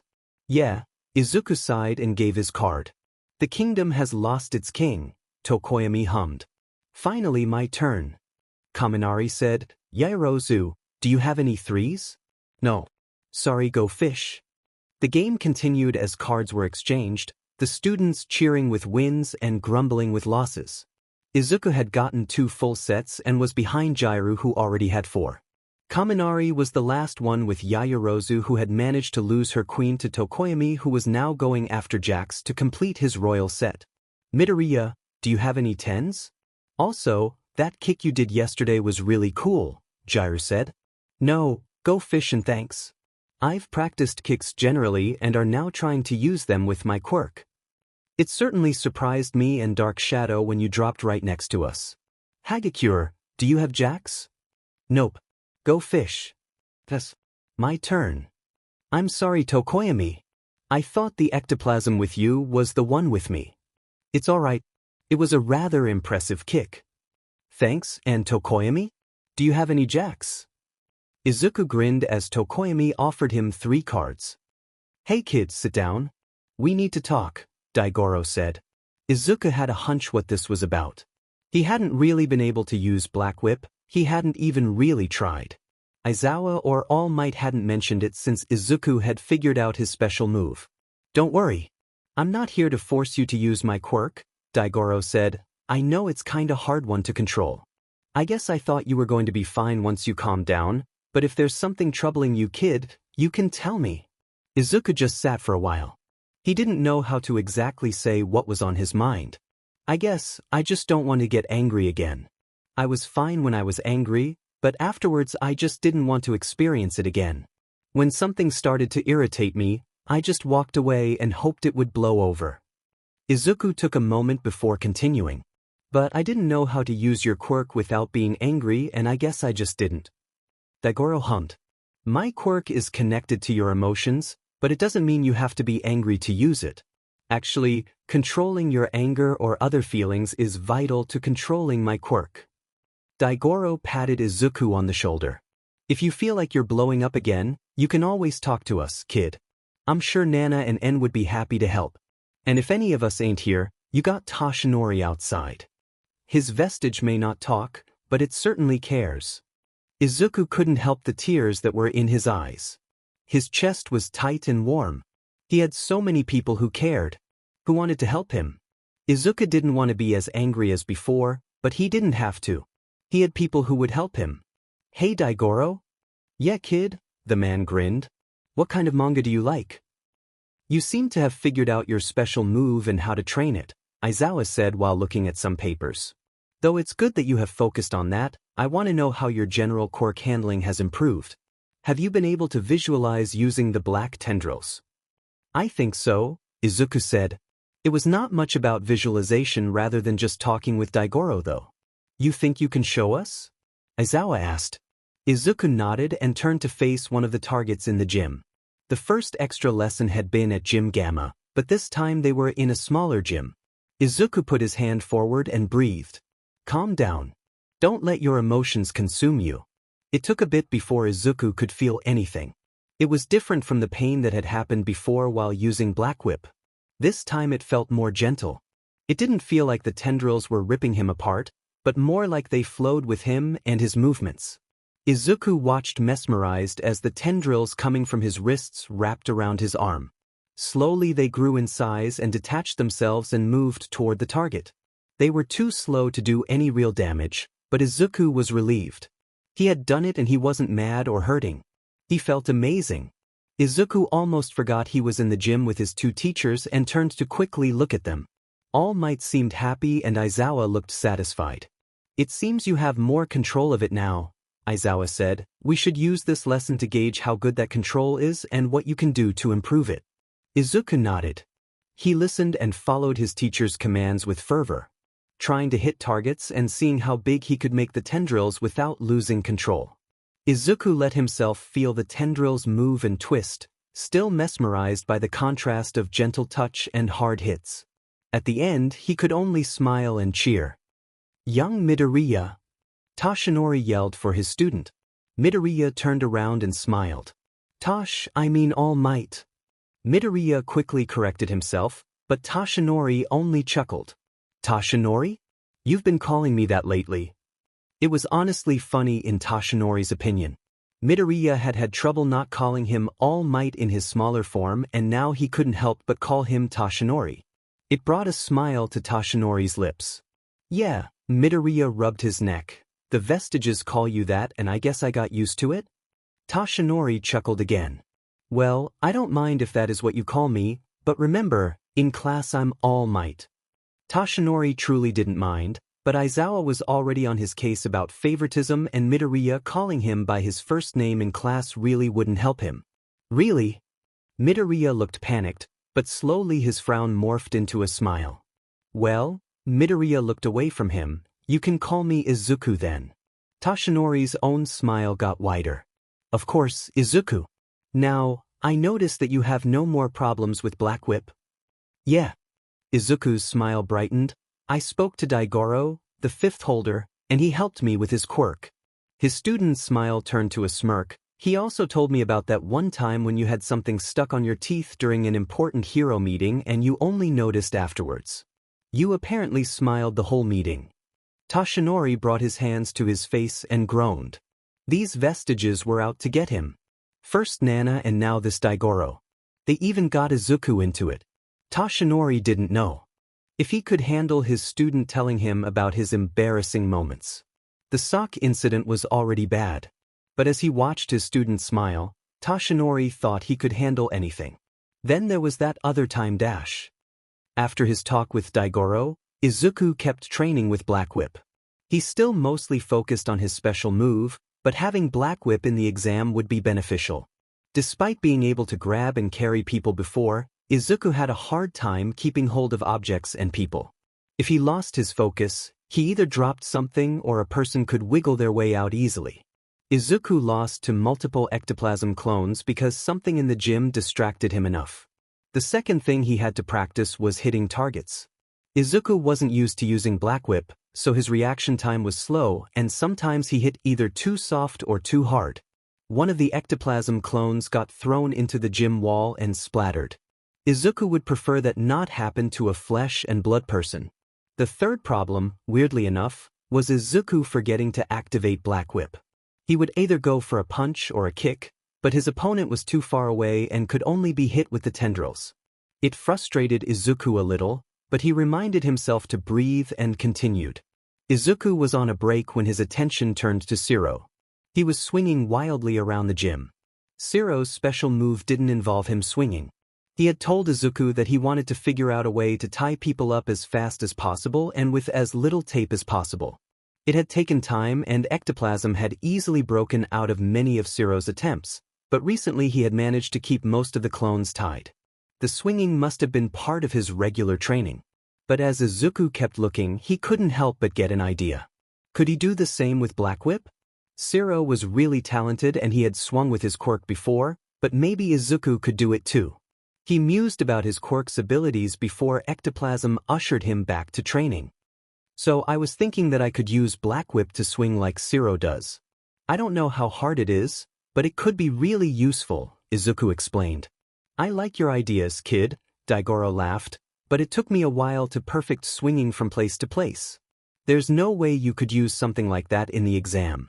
Oh, it doesn't have to be for the exam, Izuku hurried to explain. I just thought that generally it could be a lot of help. Let's put it on the back burner for now and focus on your exam. You still need to train my quirk generally before doing any tricks. Okay, Izuku looked at his arm and yelped when he noticed the black tendrils forming out of his wrist. What? How is this happening? Why can I use Black Whip? Calm down, Daigoro said, his own black tendrils forming out of his wrist. We can use our quirks here. I mean, we didn't when you were around, so I guess it does make sense for you to think that you couldn't. But if I can use my quirk in here, why didn't I train my quirks with your help? Izuku looked at the tendrils that were now wrapping around his arm. It's not the same to use quirks in here as out there. You may have not realized it yet, but it feels different and we can't really train them to be stronger. We figured, since you manifested the quirks outside, that you should train them out there too. Daigoro shrugged his shoulders. At most you probably would get a feel for the quirk, but to actually train it, you would have to use your actual body. I guess that makes sense. Izuku slowly detached the still wrapping tendrils from his arm and instead looked at them moving side to side.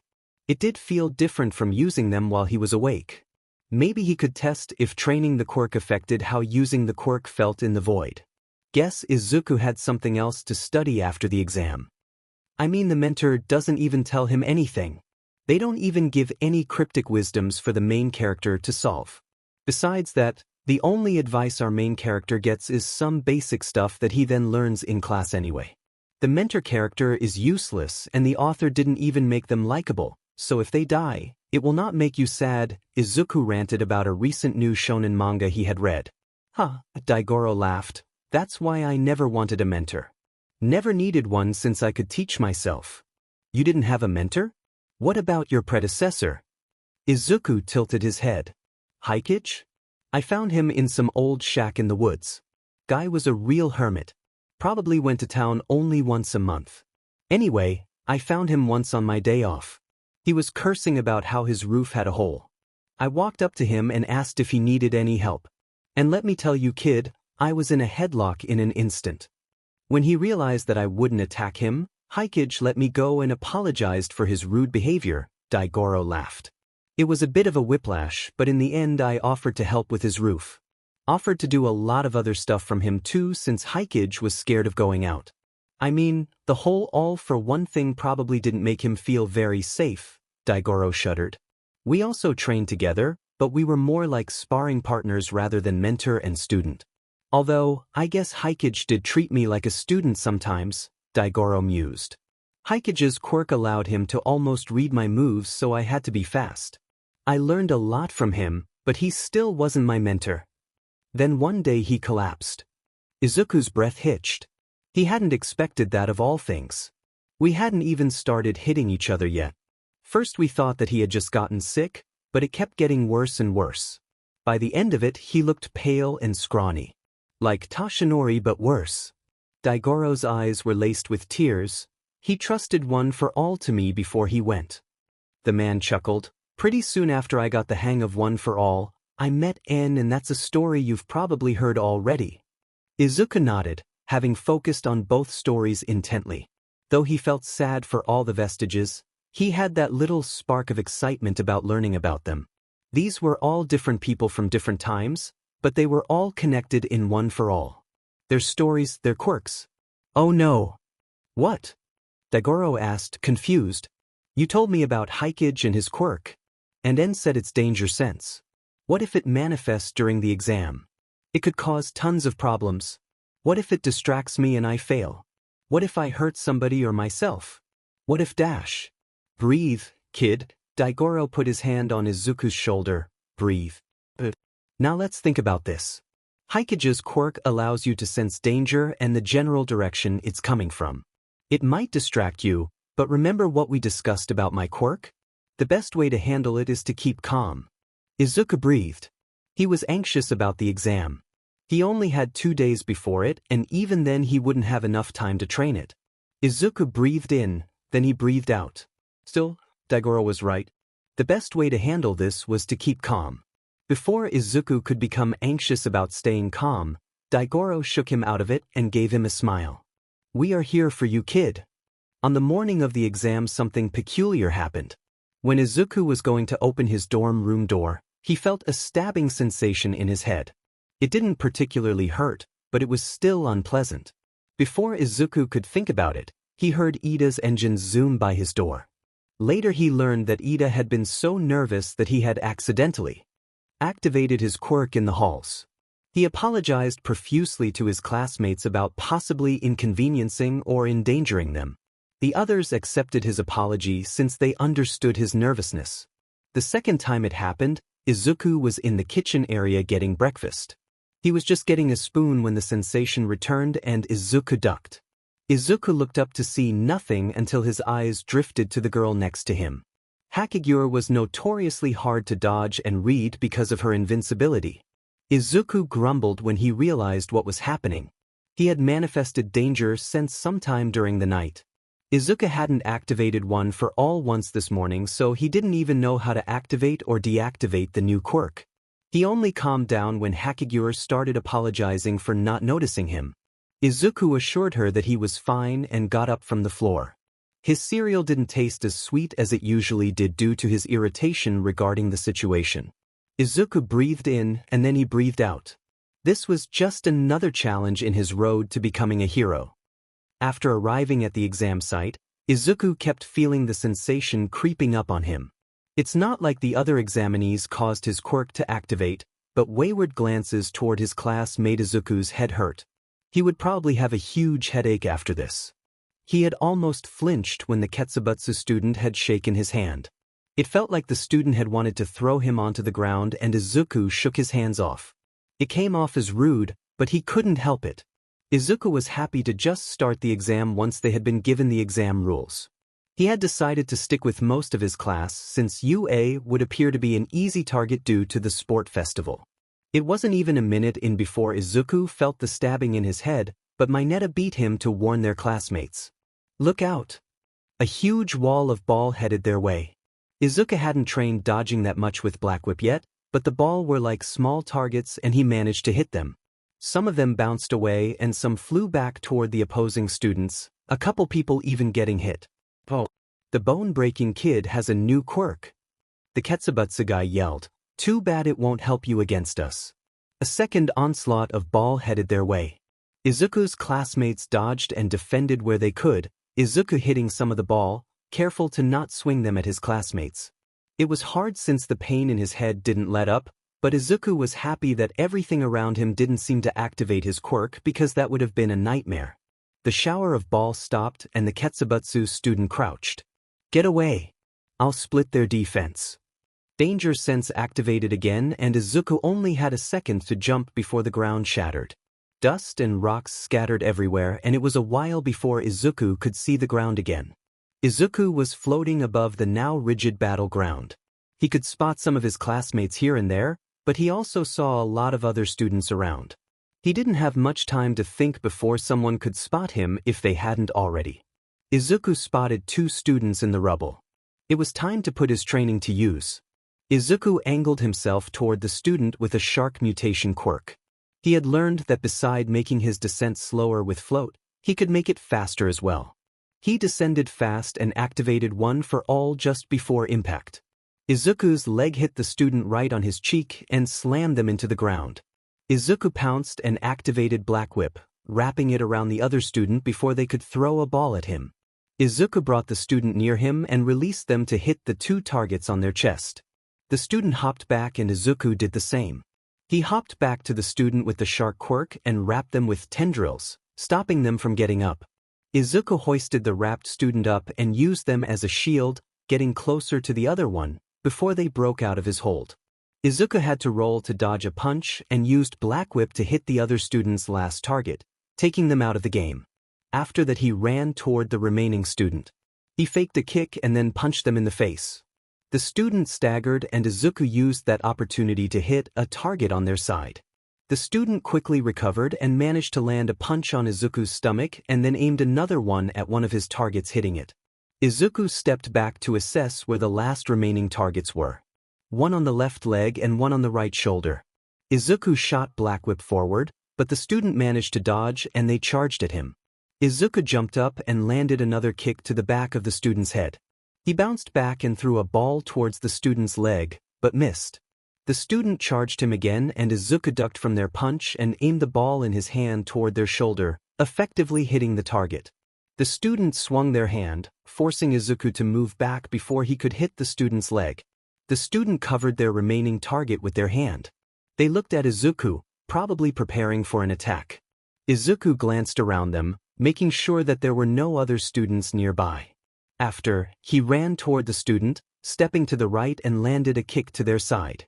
The student removed their hand from the target and Izuku grabbed a nearby ball from the ground and hit it. The targets flashed with opposing colors of red and green and made sounds of loss and victory. The student grumbled, but nodded to Izuku before leaving. Izuku breathed, calming down from the fight. He was ready to go when danger sense went off behind him and he rolled to his side. In his place stood a girl from Shiketsu High. Izuku had seen her when his class had arrived. Ah, the girl whined, it seems you've already won. Shame. I would have loved to fight you. Izuku didn't have time to ask before the girl was gone. He couldn't see her anywhere. Maybe that was her quirk? Katsuki sauntered to the exam break room behind his two friends only to find Deku already there. That BSRD. Of course he was already there, probably to rub it in Katsuki's face. That BSRD and his quirk. What was it that Deku had said at the start of the school year? I borrowed this power from somebody else, but I'll make it my own. Katsuki scratched his head. How many FING powers did that nerd borrow anyway? Deku-kun. Izuku lifted his head up to see Uraraka and Shiro coming towards him. He waved and smiled at them, putting his juice down on a nearby surface. How did your exam go? Oh, Shiro was amazing. He tied those other students up so fast. Uraraka cheered. Well, I don't think it would have been that easy without you making them float. I still have a lot of training to do. Shiro raised a hand to his hips and sighed. Thanks. I guess we both needed a little help. Uraraka rubbed her neck. What about you, Deku-kun? Did you work with someone? No, but I was only up against 2 students and I had the element of surprise so they didn't have a chance to work together. Very cool, Midoriya. Shiro laughed and Uraraka gave Izuku a high five. Good job, Deku-kun. Izuku hadn't expected to see real people in the midst of rubble that was the exam site for the rescue portion. They were actors. But for a moment Izuku was reminded of those mangas where the school or the institution would put their students or other people's lives on the line. The HPSC would not get away with something like that, surely, but they certainly didn't pull their punches. Izuku tagged along with some of his classmates just like before. The action around them was hectic. People were yelling orders and running. Most of them looked sure about what they were doing, but some were straggling behind. Izuku picked up his own pace. His group came across an injured young boy, who was screaming and crying. They were just about to address him, when suddenly Izuku felt the stabbing sensation again. Without thinking, Izuku wrapped Black Whip around the boy and pulled him away. The wall next to him crumbled, a huge piece of rubble landing where the boy had just been. The boy blinked, jaw agape, clearly not expecting that. Your quick reflexes saved me, but the rough handling could seriously worsen injuries. -1 point. Izuku frowned. He really had only acted on instinct, not having time to consider something like that. Hey, don't look so annoyed about being taught, the boy scolded. Izuku grumbled a little before schooling his expression. He picked up the boy, making sure that the imaginary injuries wouldn't get worse. Right. Let's get you to the first aid station. Izuku smiled. Izuku had just handed over the boy when a huge explosion rang out. The source of it was soon apparent when a group of villains marched through a wall toward the first aid area. Izuku stood still for a moment before turning to the injured, leaving the Ketsubutsu student to handle the new threat. He located those with major injuries who couldn't move by themselves and picked them up with Black Whip, trying to be as gentle as possible. The people around him were directing the other civilians away from the villains. Izuku could hear sounds of fighting and one glance behind him confirmed it. Todoroki and Yurashi from Shiketsu had arrived to help them. Izuku couldn't be happy for long when the sounds of fighting turned into bickering. He couldn't pay much mind to it though if he hoped to not drop the people he was carrying. Once he handed them over to another student, Izuku finally turned to look at the fight, only to find Todoroki's flames liking the partly evacuated first aid area. Izuku ran past the other students and civilians. He snatched and moved a young girl away from the flames before continuing his way over to the fight. What the hell are you two doing? Izuku yelled. Todoroki, put up an ice wall between the villains and civilians and you. Izuku pointed at Yurashi. You can control wind, right? Can you distribute smoke clouds over the villains? Both boys just looked at him dumbstruck before kicking into action. Izuku activated smokescreen, filling the air with smoke that drifted over to the villains with the help of Yurashi's wind. That should hold them back a little. They shouldn't be able to see, and Gang Orca, who apparently played the villain leader, couldn't attack without possibly hitting his own people. Izuku rushed into the smoke and immediately found one of the villains. He approached the disoriented villain from behind and landed a kick to their back. Then he wrapped the villain with tendrils and threw him out of the smoke away from the civilians. It had taken a while for Izuku to learn to navigate and keep his sense of direction in the smoke. He wasn't perfect yet, but he was sure the villain hadn't flown directly to the first aid area. What he wasn't sure about was whether he had used too much force in his swing. Hopefully the fake villains had good gear. Izuku continued to stalk the villains. His punches and kicks alone weren't enough to knock them out, but he did distract them enough. After a while he could hear sounds of fighting around him. Either other people had charged into the smoke or some of the villains had gotten out, but by the sounds of it, the other students were doing all right.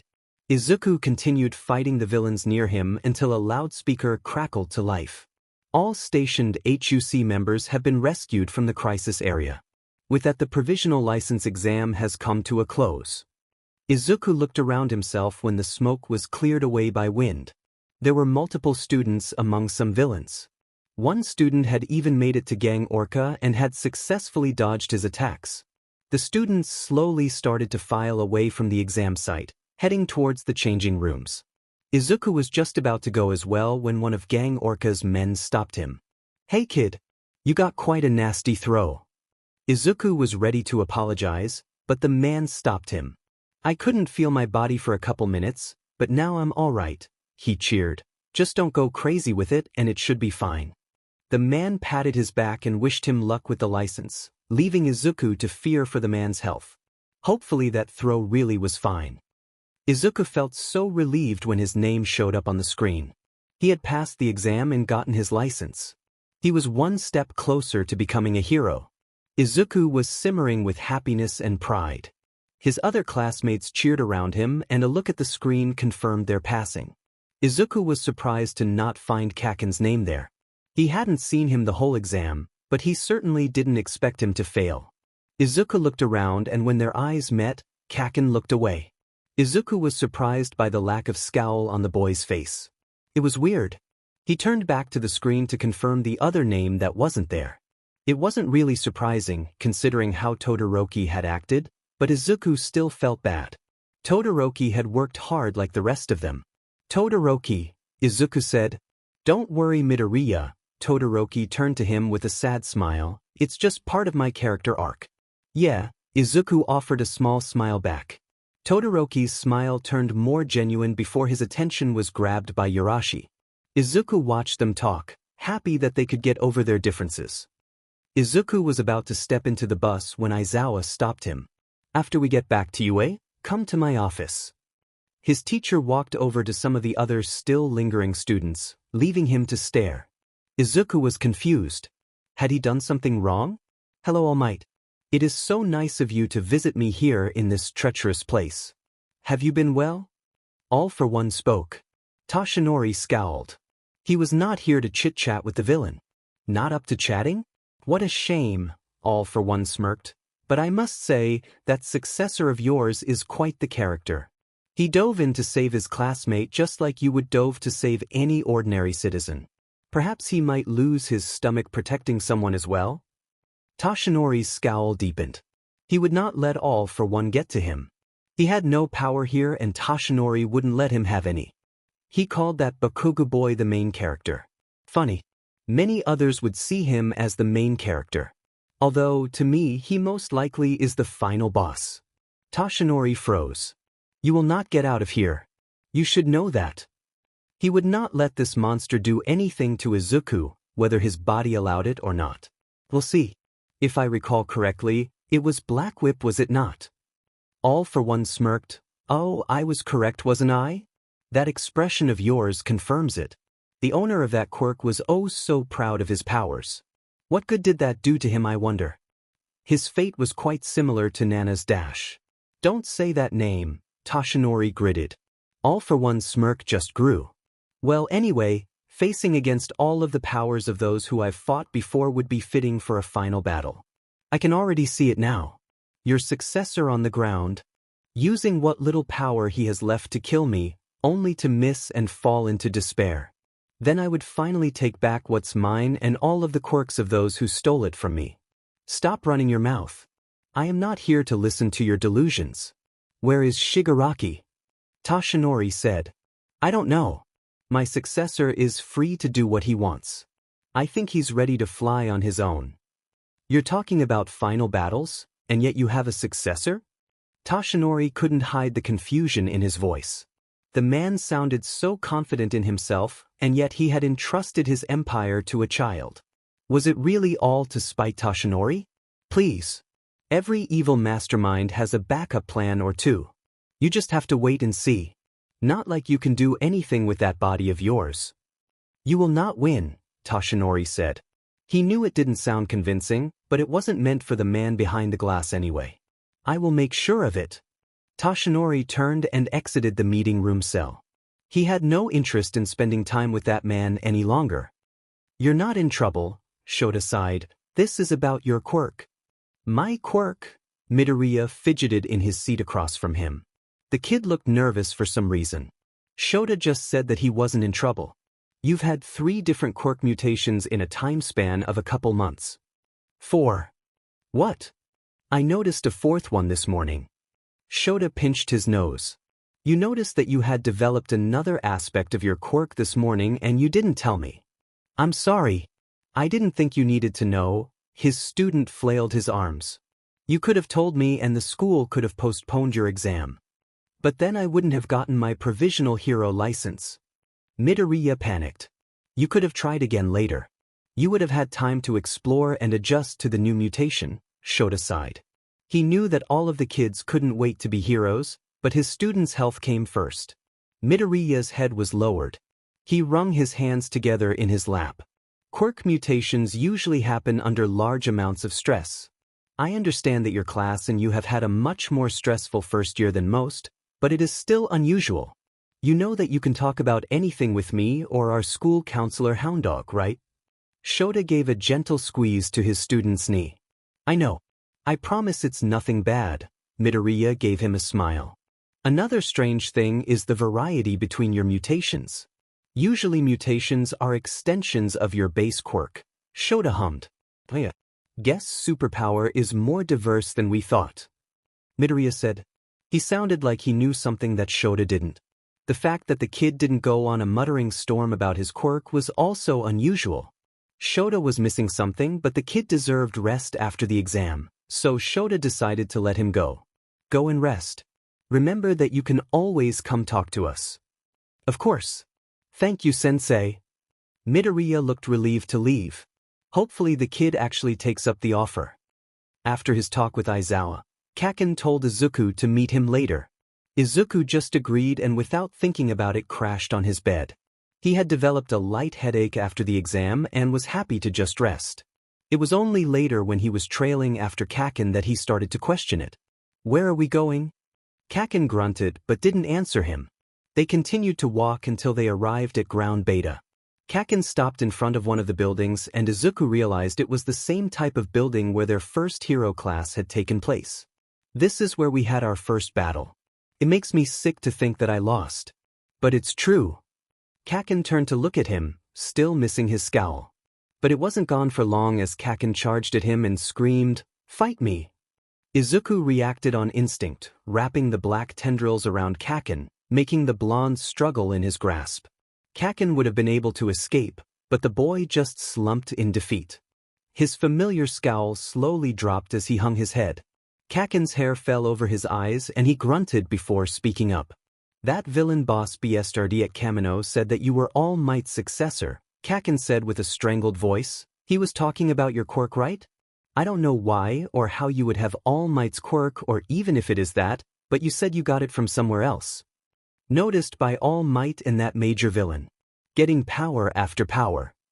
Kaken let out a frustrated sigh. You were always supposed to be this extra from my past that got maybe mentioned once or twice, but now suddenly you're here next to me like some effing your rival. When I was sitting on my butt, you swooped in. All Might was in trouble and I did nothing. But you stood up to that villain like he couldn't kill you. Then you went and got the license before me. I was yelling at those FNG extras, yet you went out there to save them like some real pro. You've always done that. Even when you were weak, you always tried to save someone in trouble and FNG smiled. Just like All Might, Kachin's eyes were brimming with tears. But all I've ever done is beat Sheet up. I beat you up.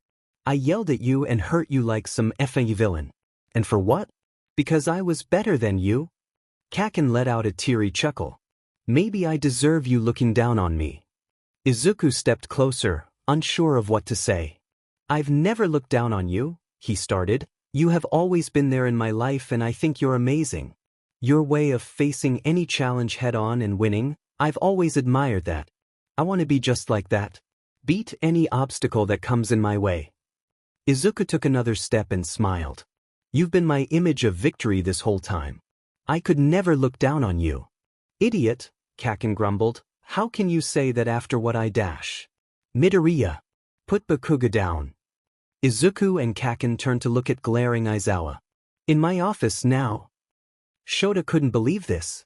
Two of his students were outside past curfew and they were seemingly fighting. Midoriya. Could you explain why you were using your quirk on Bakugu? Shota glared. I asked the stupid nerd to fight. Bakugu said, Deku used his quirk to stop me. Kaken. No. Let Aizawa do his FING job. At least he does it, Bakugu grumbled. That made Shota raise his brows. What do you mean? The fuckers at Aldra dash. Nothing. Midoriya cut Bakugu short. Bakugu only snarled, but didn't say anything else. Aldra. That was the middle school Midoriya and Bakugu were from. Did the teachers not do their job? That would explain Bakugu's abrasive behavior. But then, why did Midoriya not want Bakugu to tell about it? Shota sighed. Since you were behind this Bakugu, you will get dorm cleaning duty. It means you won't be coming to class tomorrow. And Midoriya, you will be cleaning the class tomorrow since you were still outside after curfew. Additionally, you both will revise the school rules with your class president. His students nodded and got up from their seats. Midoriya apologized for his actions before hurrying out of the office. Bakugu was on his heel, but Shota stopped him. Bakugu, what were you going to say? Izuku had almost forgotten the new quirk that he had manifested that morning due to his talk with Kaken. He remembered when he found himself in the familiar black void and in front of him stood a man with short white hair and two black scars traveling down his face. The man looked irritated before his attention turned to Izuku. Ah, hello Izuku. It's nice to meet you, the man smiled at him. You can call me Hikage. Hello. It's nice to meet you too. Izuku chirped. He hoped that his tiredness from the day wasn't too evident. He was excited to meet Hikage after all. I hope my quirk wasn't too much trouble. Oh, it, bothered me a little, but I'm fine. Izuku gave a sheepish smile. He didn't want the vestige to think that his quirk was annoying. It honestly helped me too. I am happy to hear that, but that does not mean you would have had to deal with it in the first place. Hikage's smile dropped as he turned to the three other vestiges in the void. Izuku hadn't even noticed them, two enwrapped in meeting a new vestige. That same irritation on Hikage's face from before was back. Do you three care to explain yourselves? Hikage glared and crossed his arms. You all caused Izuku to develop multiple quirks even if he was not ready. You were too pushy about meeting Izuku. Nana. You got careless telling about quirks once you thought Izuku was doing well with training. And you Daigoro, Hikage's glare sharpened, you got carried away and told him about me right before a big important test. The three vestiges all looked ashamed. It was not their fault. Izuku butted in. I thought it was fine for me to learn about you guys and I have been doing really well training. Hikage turned to him, irritation turning into a look of concern. You have done great Izuku, but that doesn't mean that as adults we shouldn't make sure that you have enough time to learn and adjust to new quirks. Hikage's frown turned into a smile. You don't have to be worried about the others. They are pro-heroes. I am sure that they can handle a little scolding. Hikage ruffled his hair and turned to the others. Third isn't ready to meet Izuku yet. Don't mention anything about them. Of course. Got it. The vestiges said. We can talk about your quirk training later. Hikage leaned closer and whispered, now, go and make those heroes feel better. Izuku nodded and made his way to the vestiges. He was enveloped in hugs and sorries as the vestiges surrounded him. Izuku assured them he was fine, but he couldn't help but appreciate the care and love he was receiving.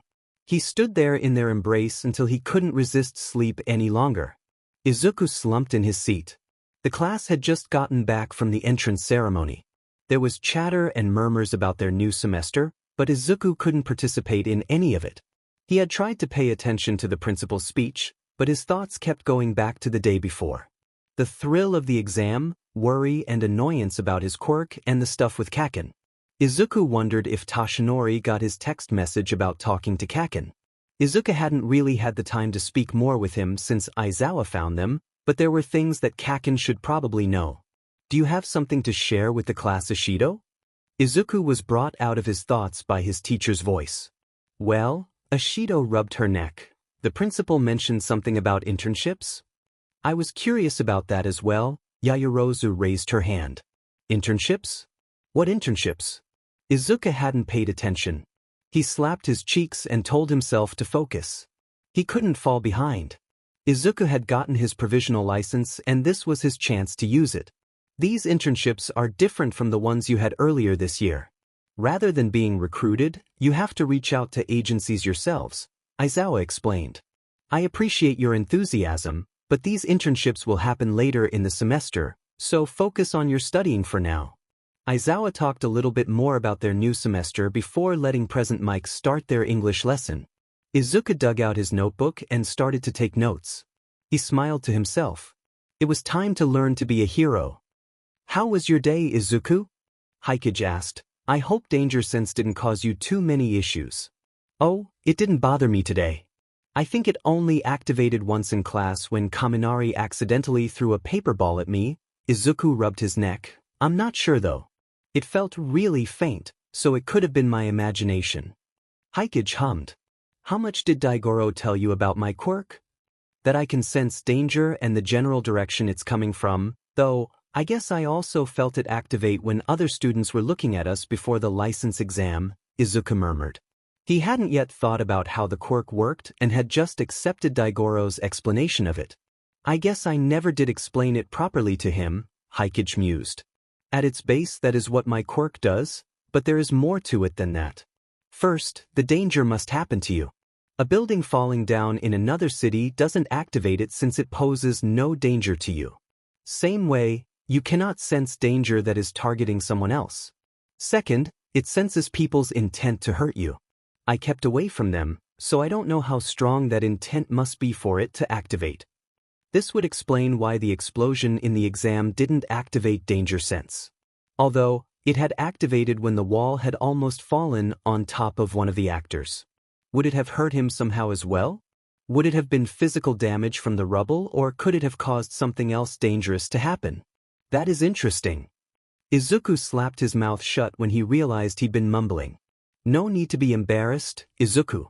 I never studied my quirk, but maybe you can learn more things about it. Hikage smiled at him.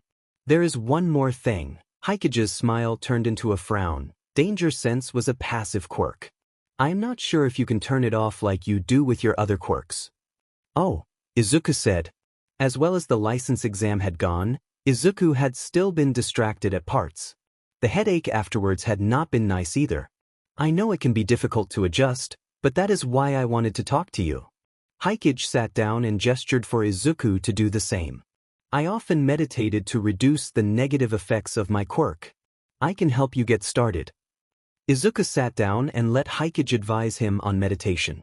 They only managed to start before Izuku yawned. Hikage chuckled and wished him good night. Izuku was glad to take the offer and wished Hikage good night as well, letting his mind go and guide him to sleep. The class had questioned it when Bakugo didn't show up to class the first day. Aizawa had just said something about a punishment.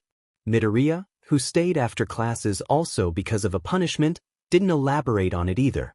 Kyoka had figured it wasn't her deal and decided to leave it that. She, like the rest of them, just took a break from the explosive blonde. But when the second day came and the said blonde showed up, he was quiet. He didn't yell at any of them, mostly just gritted his teeth and shot angry glances. His friends kept up their lively atmosphere, but between their chatter they shot each other worried glances. Even Kirishima complimenting Bakugo's moves at hero class didn't get his cocky attitude to show. Kyoka almost wanted to know what was going on. She may have not favored Bakugo's normal attitude, but she knew what it felt like to be quiet and not express yourself. Bakugo might have been annoying, too loud sometimes and egoistic, but at least he wasn't afraid to be those things. Not knowing what to do to help was frustrating, but it really wasn't her business, was it? But the glances between Bakuga's friends, Midoriya's worried looks and Aizawa keeping an eye on both of them was driving Kyoka insane. Maybe there was something she could do? Hello. First turned and waved at Izuku. Hello. Izuku waved back, surprise clear on his face. Izuku had expected to find Hikage or at least one of the other vestiges instead. He hadn't seen First since the sport festival and had not really thought about him after Nana showed up. It is nice to see you again, Izuku. You can call me Yoichi, First, or Yoichi smiled at him. You're my uncle, Izuku said, his mind racing back to the second time they had met. Yes. It is nice to have a nephew like you, Yoichi's voice lowered, even if it's because of him. Was there something you wanted to talk to me about? Izuku asked. He wasn't too excited to talk about his father. Not like his father cared anyway. I was talking with the others and we thought you should focus your training on One for All for now. You are still only at 5% and Hikage thought that training only one quirk alongside Danger Sense would be easier for you. The others agreed. I guess that makes sense, Izuku muttered. He really hadn't tried to advance his skill over One for All.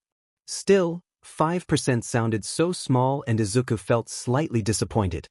His whole journey had started with figuring out how to control One for All, but the last time he did anything significant was in Hosu. You don't need to rush the training. Gaining more control over One for All is good, but it is a very strong quirk.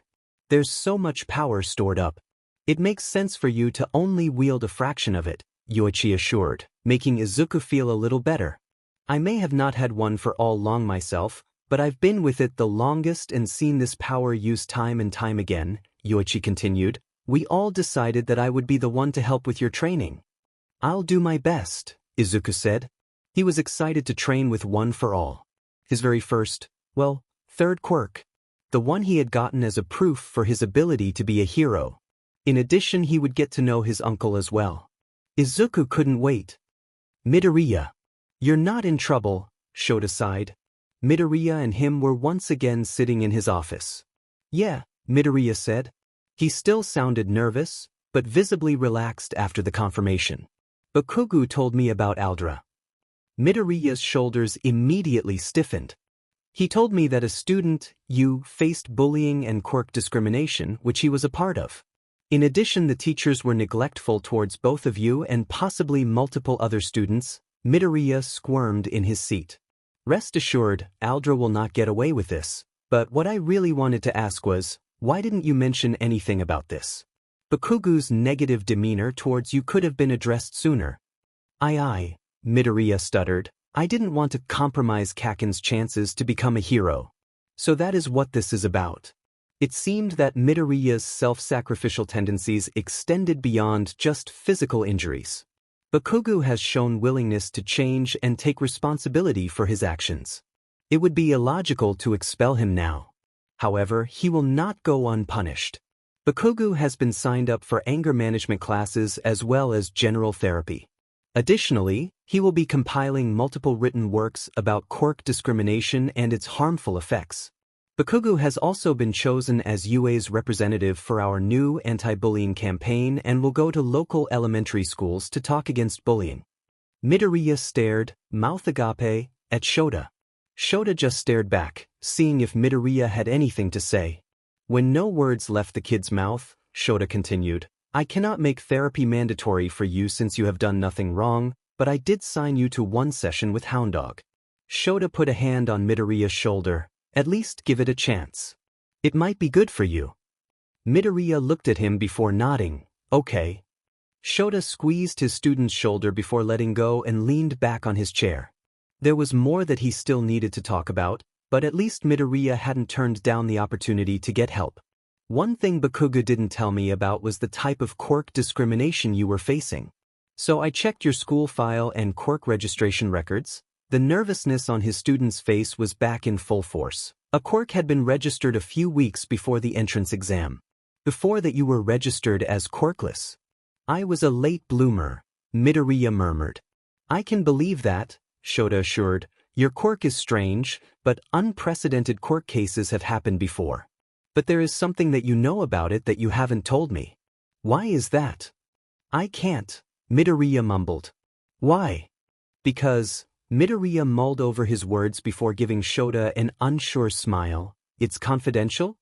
Your quirk is confidential? Shota gave Midoriya an unconvinced look. Yes. And it would be dangerous for you to know about it, so I can't tell you. Midoriya was looking at Shota, clearly hoping that his reasoning had worked. Right. And how many people know about it? Shota wouldn't let the kid get away that easily. Shota knew that a lot of hero work consisted of confidential secrets, but why would his student be involved in any of that? And something to do with his strange quirk no less. In UA, the principal, recovery girl, one teacher and one student, the kid's smile was strained, and some other people outside of school. Putting the one student aside, is the teacher you're talking about All Might? Midoriya turned his head away, the answer clear just with the movement. The kid really couldn't pretend that it wasn't him, though neither could Yagi hide his clear favoritism. But why was All Might told and not Shota, Midoriya's homeroom teacher? Hey Aizawa, I was wondering if you had the time to look at these papers. Yagi had barreled into his office, without knocking, and was now glancing between nervous Midoriya and Shota. Is this a bad time? Yagi, why is Midoriya's quirk confidential and dangerous? Shota glared. Yagi spluttered, blood escaping his lips before he could calm himself down. He looked at Midoriya, who looked ashamed. That is not something that I can tell you about, Aizawa. As is, young Midoriya probably told you, this knowledge is quite dangerous, Yagi said. And why, as his homeroom teacher, was I not informed?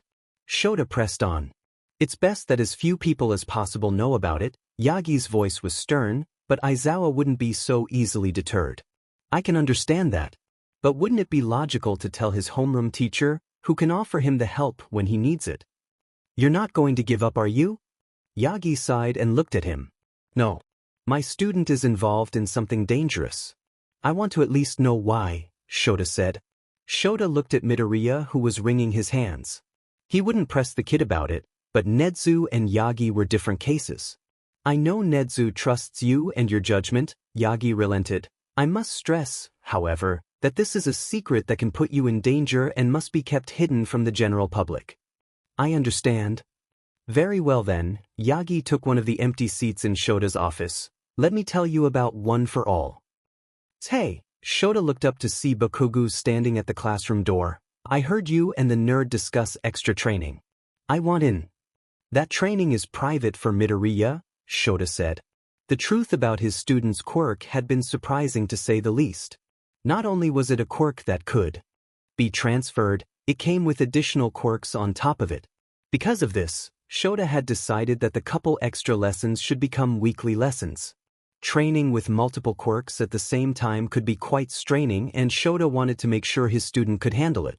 If it's about his quirk, I know about it. All Might said you know too. You need a sparring partner for him, right? Just make it extra credit for me or something, Bakugu mumbled. So this was the one student who Midoriya had mentioned. Of course it was Bakugu. I can let you participate, Shota made sure to look Bakugu in the eyes, but you shouldn't push yourself. You still have your punishments and the remedial lessons for the provisional license. Bakugu looked dissatisfied, but didn't voice it out loud. Fine, he gritted. But I'll tell you if and when your help is required. Shota rearranged some of his papers and stood up. He made his way over to the door where Bakugu stepped aside to let him through. Shota watched his student leave before turning to head towards the teacher's lounge himself. Are you all right, Izuku? Hikage asked. You seem to be not able to focus. Sorry. It's just my talk with Aizawa. Izuku rested his elbows on his knees. We can talk about it. Hikage patted Izuku's shoulder. Well, he knows about you guys now. Kaken too. I know there are others who know about One for All as well, but I feel like now I can talk about it more. Not like I couldn't talk about it with you guys. They're just alive. Yeah. I guess it doesn't feel like a secret that I have to keep from everybody anymore. Izuku focused on the hem of his breathes. Of course I will still keep it a secret, he quickly added. Don't worry, Izuku. You should know how important the secret of One for All is, and I trust you to guard it well. Hikage smiled. There seems to be still more on your mind. I guess, Kaken getting punished is nice. Not that I like bad things happening to him, but he rarely if ever got punished in middle school. Izuku stopped to examine his shoelaces. Hikage, do you think I need therapy? I mean, I know what Kaken did was bad, but I'm not sure if I need it. I don't know, Hikage hummed. I don't know about your history with that Bakugo boy. Though on your first day of school, he didn't leave a good impression. He rarely does. Hikage chuckled. I would say that it is up to you to decide whether you need help. You can try and see whether you need it. Okay. Izuku turned to Hikage and gave him a smile. Are you ready to continue meditating now? Hikage smiled back. Yeah. Izuku was doing warm-ups in the gym as Toshinori and Aizawa were discussing what Izuku was going to do today. He was just about done when Aizawa walked up to him. Midoriya, you said that you wanted to train with only one for all today, right? Yes. Yoichi, that's the first holder, said that it would be for the best, Izuku said while flexing his fingers. It is still weird to think that you have ghosts in your head, Aizawa muttered. Since you can gauge the percentage of your power, you will be raising the percentage limit until you feel like you can't raise it anymore. You ready? Yes. Izuku shook his body once before taking a deep breath and activating one for all. The power coursed through his body, familiar and warm. Izuku took another breath and raised it from 5% to 6%. The change was barely noticeable and Izuku raised it again to 7%. Izuku tested the percentage by swaying side to side and not noticing any problems raised it to 8%. 8% was already more distinct than 6% had been. His skin was tingling with his power and it caused Izuku to smile. He raised it to 9% and the sensation got stronger. Izuku felt like he could burst with energy and felt eager to move. He swayed again, his movement more rapid than before. He shifted the weight on his legs faster and faster. Feeling good, he decided to raise the percentage to 10. Izuku dropped one for all. You okay, kid? Aizawa was checking him over injuries. Toshinori had moved closer to Izuku, eyeing if he was alright. I'm alright. It didn't actually hurt that much. Danger sense just activated at the same time. 10% must have been too much. Izuku rubbed his neck, smiling at his two teachers. So 9% is your limit? Aizawa asked. Yes. Now that we know your current limit, you'll be running an obstacle course. First at 5% and then at 9% to familiarize you with your new power. It is a standard obstacle course you would find in any middle school. It shouldn't pose any problem for you. Aizawa's eyes drifted over to Toshinori, who rubbed his neck. Even I went through it for my own training. Toshinori sheepishly smiled. Your training? Izuku asked. Now that I can focus on my teacher duties full-time, I have to take care of my own health. I need to set a good example for you kids. Toshinori offered a huge grin. Now come along. Toshinori and Aizawa guided Izuku to Gym Gamma, where the obstacle course was. It truly was basic in design. It had a net you had to crawl under, a wall that you climbed over with a rope, some poles to zigzag through, poles to duck under and jump over, and at last a pole to balance on before the finish line. Like Aizawa said, it wasn't hard for Izuku to run through it. It was nothing compared to their hero training, but Izuku supposed it was a good way of testing his new power limit. Izuku almost tripped on the net when he started running with 9%, not expecting to go so fast. Besides his speed, he also felt more stronger, the short climbing wall being no match for one for all. The rest of the course went by in a similar manner. Even after a whole school day and the 2 runs of the obstacle course, Izuku was full of energy. He completed the course a couple more times to better his time until both of his teachers ushered him back to the dorms. That night Izuku slept well. Wait. Izuku stared at Yoichi. There's manga with quirkless heroes? Yeah, Yoichi nodded. Superhero series often had people with superpowers, but there were exceptions. Other media also had people with powers, but many main characters didn't have them. Are they rare? I have never seen a quirkless person be a main character. Izuku dragged his hands across his face. You're telling me I could have been a quirkless hero all this time if I just knew how to build inventions? Well, Yoichi tilted his head. Iron Man and Batman were both rich? My father is probably super rich, being the #1 villain. Izuku continued his rant. Yoichi gave Izuku a disbelieving look. I doubt my brother would have funded your hero career, he deadpanned. Izuku just shrugged. Still, I could have become a hero by just being good at fighting. My teacher fights quirkless. Hakigure has the advantage of invisibility, but she fights mostly without using her special move and basically with the same moves that I could do. Heck, I even beat the obstacle course in the sports festival with just good strategy. Wow, Yoichi said, I have never felt more appreciated by any other vestige for not having a usable quirk. Izuku stopped his internal ranting about the Hero Society's failure to help quirkless people to look at Yoichi. You're welcome, Izuku said. Yoichi looked at him intensely. You'll be a great hero, Izuku. Izuku just looked at the vestige before nodding. The vestige nodded back without breaking eye contact. So, what manga from the past did you want to hear about next? Yoichi asked, changing his stare into a smile. Izuku shook himself out of his rant mood and positioned himself across Yoichi. Oh, tell me more about that kid whose parents sold him to a demon, he chirped. Okay, class. Midnight clapped her hands to gain the class attention. Today you will be drawing one of your classmates' quirk in action. Though this is simple sketch practice, I would like to see all of you try to experiment with style or the general subject matter. You can see your partner on the screen. Izuku searched for his name, but was interrupted by a tap on his shoulder. Seems we're partnered for this exercise, Mon Ami. Aoyama smiled at him. If you've found your partner, let's move into one of the gyms. You'll have more space to showcase your quirks there, Midnight said, starting to lead first of the students out of the classroom. Izuku and Aoyama moved out as well, falling into step with each other. What do you think of this exercise, Midoriya? Aoyama asked. Oh, it's nice, I guess, Izuku mused. Since I've always loved analyzing quirks, I sometimes needed or wanted to draw them as well. Drawing them in action isn't going to be a problem, but I don't know how I would experiment with style. I never really considered my sketches artistic. What about you? It's a way to express the beauty of our quirks. This is the right exercise for me, Aoyama sparkled. Do you draw a lot? Oui. It's one of my favorite hobbies. Aoyama chirped as they made their way into the gym. Do you know what part of my quirk you'd like to draw? Oh, I have an idea, Mon-Ami, Aoyama said and dragged Izuku to an empty corner in the gym.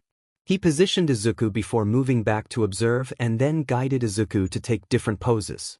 Izuku almost asked what about the quirk, but Aoyama beat him to it and ordered him to use multiple quirks at once in different ways. Izuku wasn't sure what Aoyama was planning, but it seemed to make the boy happy. Once he was satisfied, Aoyama took out his art supplies from his bag and started to draw. The boy looked concentrated, his eyes scanning Izuku and his surroundings. Are you aware that you have a secret admirer? Aoyama suddenly asked with a smirk. Not you too, Izuku grumbled. He wouldn't need another teaser in his life. So there are others? Aoyama's smirk grew. Never mind, Izuku turned his head away, but turned it back when Aoyama yelled at him for breaking the pose. They stayed silent for a while before Aoyama spoke up again. I would let her down easy, he said, changing a green pen for a purple one. What? I love romance and two people coming together, but, Aoyama looked him in the eyes, I wouldn't play with a lady's feelings for my own amusement. Izuku didn't know where this was all coming from. He was sure this was about Uraraka, but did she really like him? Nana seemed to think so and maybe even Aoyama. Izuku hadn't really thought about romance. He had been so busy with hero studies and making new friends that it didn't cross his mind. It wasn't an option for him before, considering that any girl at his old school would have probably called him a creep if he tried to befriend them. But even then he wasn't really interested in them that way. He also didn't think about his current female classmates like that. They looked good, but that was about it. Even Midnight Sensei was Midnight Sensei. She was a hero. Heroes were heroes to him, even the ones that used looks and SEC appeal for branding purposes. It would be embarrassing to talk to Uraraka if she actually didn't have feelings towards him, but maybe it would be cruel to play with her feelings, like Aoyama said. She was his friend and he didn't want to hurt her however unintentional it was. Done, Aoyama announced, seemingly having finished his work in the midst of Izuku's inner rambling. Izuku deactivated his quirks and wandered over to check on Aoyama's work. It was better than Izuku had expected. It was him surrounded by smokescreens, smoke, black tendrils rising from behind him menacingly while green lighting danced on his skin and fizzled into the purple smoke. "This is amazing, Aoyama," Izuku said. "How did you get the colors to blend so well with each other?" "It's my special talent." Aoyama puffed up his chest. "I can show you my talents anytime you want." Izuku was excited by the offer until Midnight yelled that they had 15 minutes left. Well, Izuku had to draw some of the heroes' quirks in too, so this was just extra time. He ushered Aoyama off the floor and started spouting ideas to which Aoyama offered his own commentary. They both got pretty good feedback on that exercise. Aoyama more so, of course. Izuku dodged as another explosion came his way. He got up from a roll and charged, going for a punch before jumping and landing a kick. Kaken guarded it with his hands, but ended up falling to the floor. He quickly got back up and fired off an explosion, causing Izuku to retreat.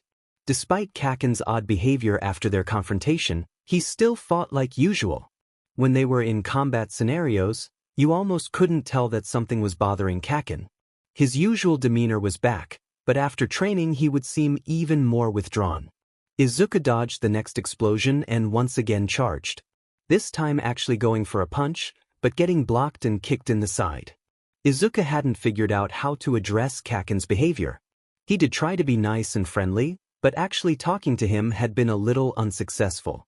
Izuku was brought out of his thoughts by danger sense. He rolled out of the way of another kick. Izuku got off the floor and went on the offensive, punching over and over again. Kaken had to retreat again, but made it up by firing multiple small explosions. They weren't too hard to dodge, but they were accurate enough to make danger sense go off.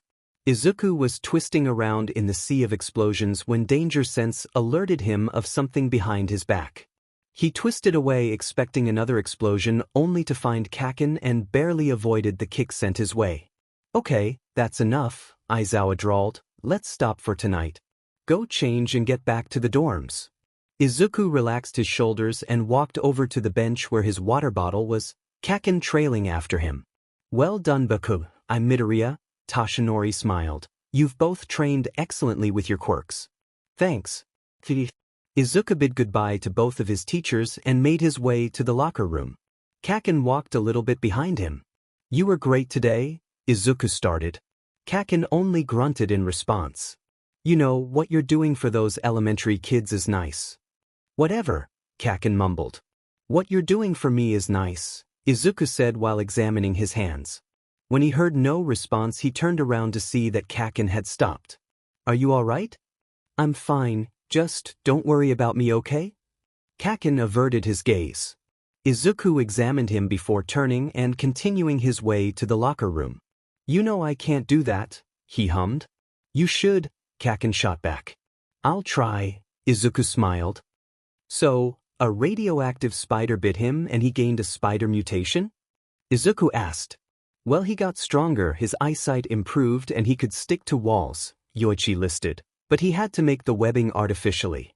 Animalistic mutations can enhance the strength of the quirk user and people with them don't always express all the traits of the animal the mutation takes after. For example, Azui seems to portray traits of multiple frogs, but Tokoyami only has a bird head. His origins are similar to some of the quirk origin theories," Izuku babbled. "Some scientists speculated that quirks were caused by external DNA. The first quirk holder was even accused of being a genetically altered baby who had been altered with DNA that caused bioluminescence. Similar experiments had been done with mice and squids before. This theory was disproved, of course, but many early quirk scientists still believed that quirks originated from animals and mutation quirks were strong evidence for this.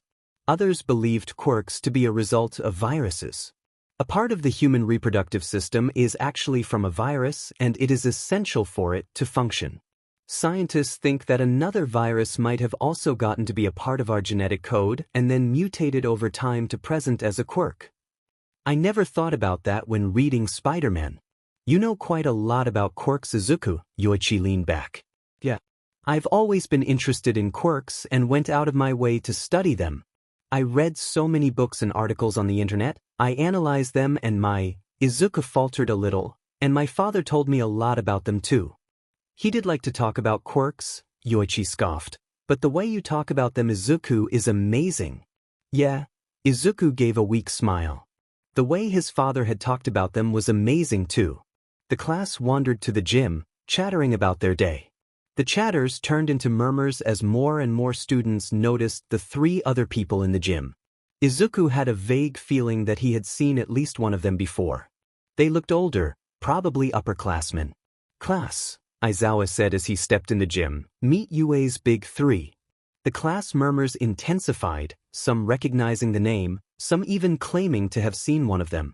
Izuku had heard of them as well from Todoroki, who'd heard it from Ishido. He also remembered seeing them in the last year's sports festival, but none of them made it to one-on-ones.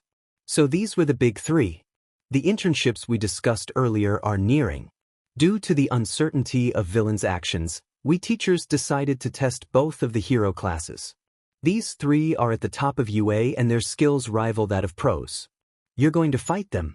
The experience will help you decide whether you feel that you're ready for field experience or that you need more time to train. Bakugu, Todoroki, you can participate if you feel it would be beneficial for you. I haven't obtained my license yet, Todoroki shook his head. I know I need more training, so I will be watching and observing my classmates. Yeah, that, Kaken grumbled. Alright. You'll be sorted into 3 random groups of 6. We'll draw lots using colored sticks, Aizawa said. He picked up a box from one of the benches and waited for the students to form a line. Izuku stepped up to get his own stick. Yellow, who was yellow? Izuku's eyes landed on a blonde boy. The boy smiled and waved at him. Izuku waved hurriedly back, causing the boy to laugh. Izuku lowered his head embarrassed and wandered away when the boy started to discuss something with the other big three. Izuku hoped it wasn't something bad about him. The first thing that Nijire did was charge into the air, avoiding a kick from Ida. She aimed an energy wave at him that knocked him down. She turned her wave toward the other students, only to have Uraraka come at her in the air. Azui had seemingly thrown her up. Smart, but Uraraka couldn't block her wave midair and was blown back. Nijire turned around quickly at a whirring sound and was met with a bolt of lightning. She was flown back in the air and almost didn't notice the flock of birds coming at her. Not too bad for first years. But luckily for Nijire, she could constrain the birds in her waves, making it impossible for them to reach her. Next came a giant rope of sticky ball flinging through the air. Nijire dodged it with ease, but didn't expect the hand on her side that made her weightless in an instant. Azui's tongue pulled Uraraka away in an attempt to avoid Nijire's attack. She smiled at the two, thanks for saving my energy, before raising both of her hands and blasting all the first years away with one of her special moves. She might have used a bit too much energy if the groaning of the hero students was anything to go by. Well, some of them were getting back up, so it must not have been too bad. Nijire smiled. She was ready for round 2. Why did Tamaki have to fight? He'd been happy when Aizawa had done the introduction, but then came the part where he had to face all these students. Mirio could have probably done this alone, so why was Tamaki here? The first student shot tape at him and tried to tie his hands. Tamaki waited until the student was next to him before turning one of his hands to an oyster shell and knocking him away. The second student tried to hit him with a beam of light, but Tamaki hid behind the shell. Once the light show ended, Tamaki withdrew his shell, only to be met with 2 students. One had a tail and the other one had been eating cookies earlier. Tamaki would have wanted to go home and eat cookies, but alas, he had to fight with enthusiastic hero students. He transformed both of his hands to cow foots, prioritizing the student with a tail and hitting him in the stomach. Tamaki blocked the other student's punch and decked him in the face. A pink dash in his peripheral vision had him transform his other hand into the shell again. The pink turned into white as pain shot through his arm. "Your shell can't do anything against my acid attack," the pink student yelled.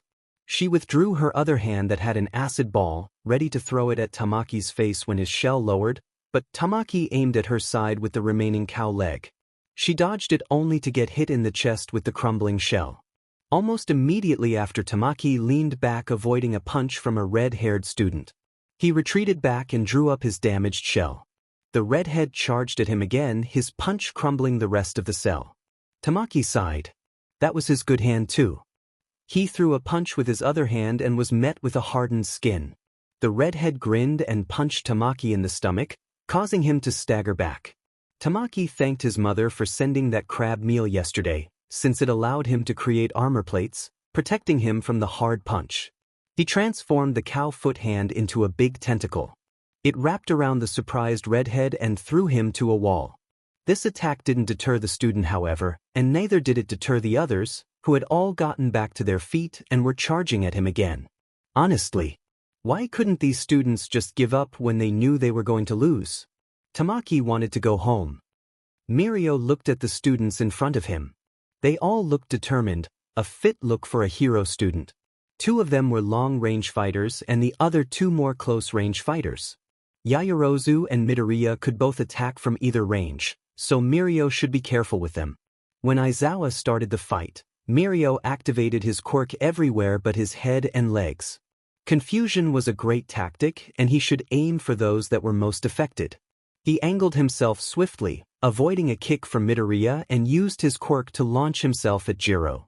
She was quickly knocked out and accompanied by Tokoyami, who had been standing next to her.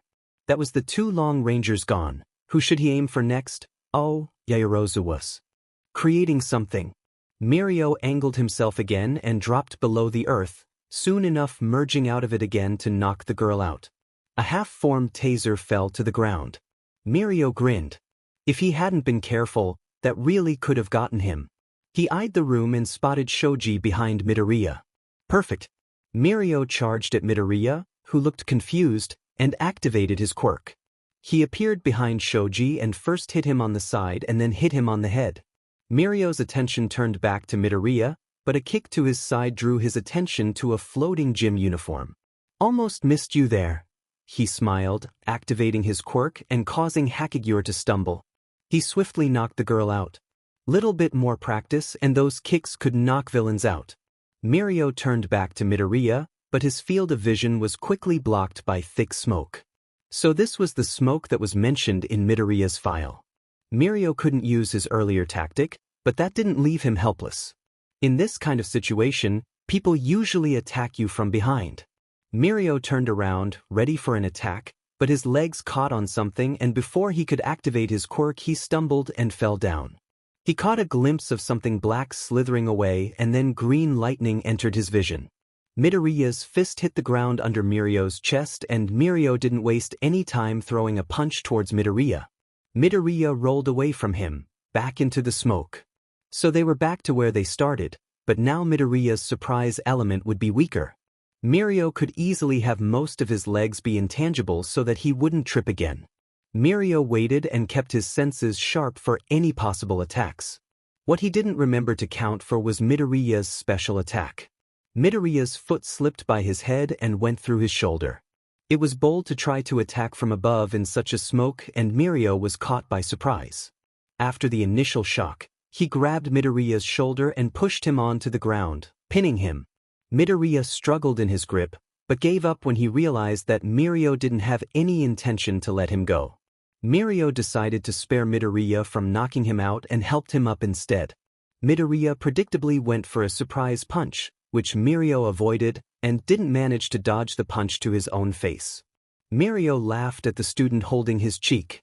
I did expect that since the match wasn't over, but it's still great to see every time someone tries it.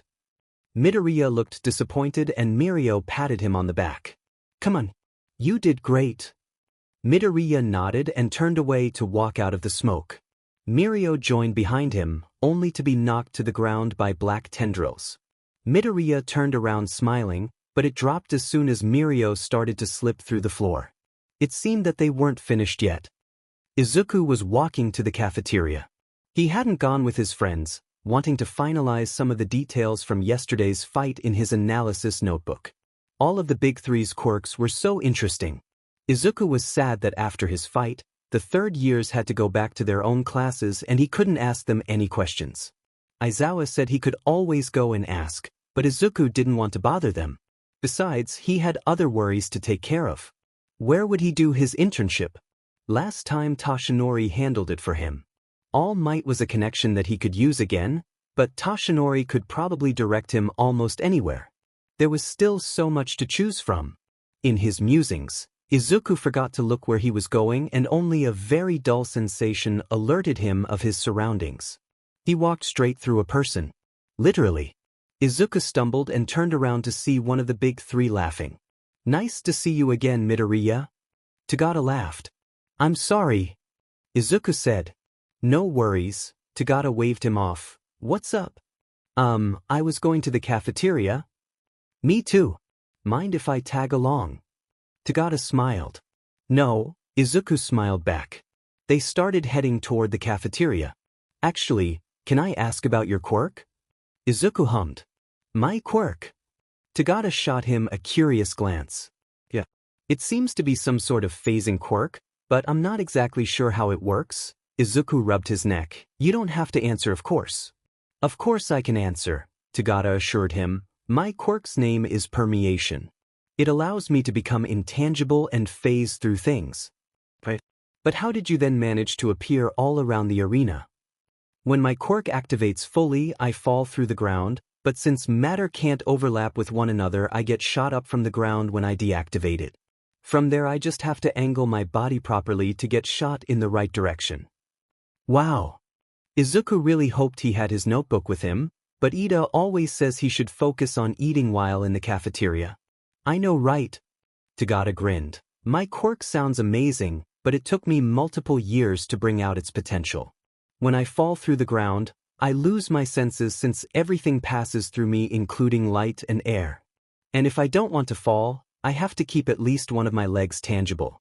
It's a hassle, but I made it my own. Though, I couldn't have done it all without Sir." "Sir?" Izuku tilted his head. "Ah, Sir Night Eye." "Sir Night Eye?" "The All Might sidekick Sir Night Eye." Izuku stared. "The one and only," Tagada laughed. "I've been internshipping with him since my second year. He's helped me a lot." "That's amazing, Tagada." Izuku grinned. The big three truly were amazing. "Your internships are coming, right?" Tagada grinned. "I could introduce you." "What?" Izuku screamed. "I'm sure Sir would like you," Tagada said. "I can recommend you the next time I see him." Izuku didn't know what to say. An internship with Sir Night Eye would be a great opportunity. He wasn't the most famous hero, but he was respected enough in his area of expertise, and maybe he could help Izuku train with One for All. If he helped Tagada train with his quirk, why not with Izuku's? Izuku hesitated for a moment longer before nodding. Tagada patted him on the back. "It's decided then. I will tell him about you as soon as I can. It's going to be fun." "Yeah." Izuku agreed, smiling brightly as the duo continued their way to the cafeteria. Turns out both of his worries could be fixed by talking to Tagada. Who would have known? Aizawa did. "Toshinori." Toshinori raised his head as Izuku rushed into the currently empty teacher's lounge. He was going to remind his successor to call him All Might, but his student spoke up first. "Tagada said he would introduce me to Sir Night Eye." Izuku's bright smile didn't fall as Toshinori coughed up blood. He took a minute to compose himself before turning to his student. "Did you say Night Eye?" he hummed. "Yeah. Are you sure you want to do an internship? Didn't the vestiges say you needed time training?" Toshinori didn't want to quell Izuku's excitement, but he did want his student to think about this. The vestiges didn't apparently want him to rush, and Toshinori didn't really either. "Sir Night Eye helped Tagada with his quirk, so he could help me as well. What you and Aizawa-sensei are doing is great, but training my quirk and getting in-the-field experience at the same time would be great. Of course I won't reveal anything sensitive about One for All." "He knows," Toshinori sighed. "What?" "Night Eye knows about One for All." "Of course, since he was your sidekick," Izuku muttered to himself. "But wouldn't that make it better? Someone who knows about One for All. Gran Torino knew and he helped me advance with it." "Perhaps. But I haven't spoken to Night Eye since our falling out, so I don't know what kind of reception you are going to get." Toshinori brought his hands together. He wasn't sure how Night Eye had reacted to the news of Izuku being his successor, and it made him worry. Sasaki wasn't a cruel man, but he could be as stubborn as Toshinori. But I can go, right? His successor asked wearily. I'm not here to stop you, Toshinori chuckled. You are training to be a hero after all, and it is a good idea to intern with people who know about One for All. Izuku's face brightened. Thanks. I'll do great, I promise. I know you will. Toshinori ruffled his student's hair and smiled. Izuku always did great. Izuku was standing behind the door of Sir Naito's office. He flexed his hands a couple times and took a calming breath. It was going to be fine. Sir Night-Eye was known to be strict, but the way Tagata talked about him revealed a softer side to him. He was probably one of those mentor characters, who were harsh but secretly very caring and kind. Izuku would get that kind of mentor as long as he got the job. He just had to be funny. Izuku had an idea of what to do, but it still took him a moment before he opened the door. Sir Night-Eye was sitting behind his desk, rifling through papers and documents. Hey sir. This is the first year I told you about. Tagata announced, smiling. Night-Eye lifted his head to eye the two students. When it was apparent that the man wasn't going to say anything, Izuku took it as his K to make him laugh. I'm Izuku Midoriya, he said with his best all-might expression that he could muster. When Izuku had been young, he had falsely believed that to be a hero, your face needed to be similar to a manga character's face like All Might's. Izuku had spent countless hours in front of a mirror practicing. He did realize how stupid it sounded later, but at that point he was already so good that he just kept going. Izuku even practiced some other heroes' faces, but none of them was as good as his All Might impression. Todoroki had once asked to see an impression of Aizawa, and the way he chuckled uncontrollably at it made Izuku feel both insulted and delighted. Some of the other students had also called his All Might impression funny, so it was his go-to. Night-Eye leveled a glare at him, and Izuku started to think that an impression might not have been the best idea. Mirio, leave at once, the man said, not taking his eyes off Izuku. Tagata looked between them with concern before obeying Night-Eye's orders. Night-Eye spoke up when the door shut behind Tagata. What do you gain by making that face? What? Izuku wasn't quite sure how things had gotten to this point. Was his impression that bad? You're imitating him, Night-Eye said with slight annoyance in his voice. You may have his power, but you're not him. You're never going to be him. It seems you don't have anything to offer other than a mere imitation. Izuku didn't know what to say as the man stood up from behind his desk. There is talk of Mirio being the next number one. The next All Might. But unlike you, Mirio has his own distinct humor and fighting skill.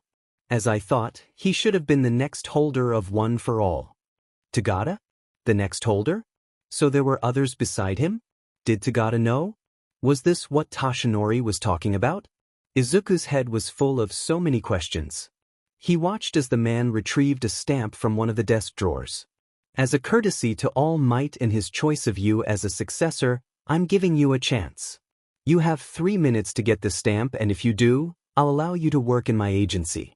You're allowed to damage the room and I won't move from this spot. Understood? Izuku nodded.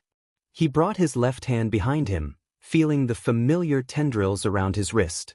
Izuku didn't want to activate smokescreen, because it could be a while before it would fade out from the office, but without it he would need to keep Night-Eye's attention away from his plan.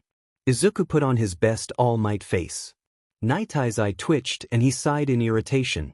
What are you making that face again for? Do you think you can use his smile and not your own? The man continued to glare at Izuku when he stepped closer, not dropping the impression on his face. Do you know what Toshinori said to me when he gave me One for All? Izuku asked. Toshinori? Night-Eye said, taken aback, but Izuku didn't let the man wallow in his surprise for long. Eat this.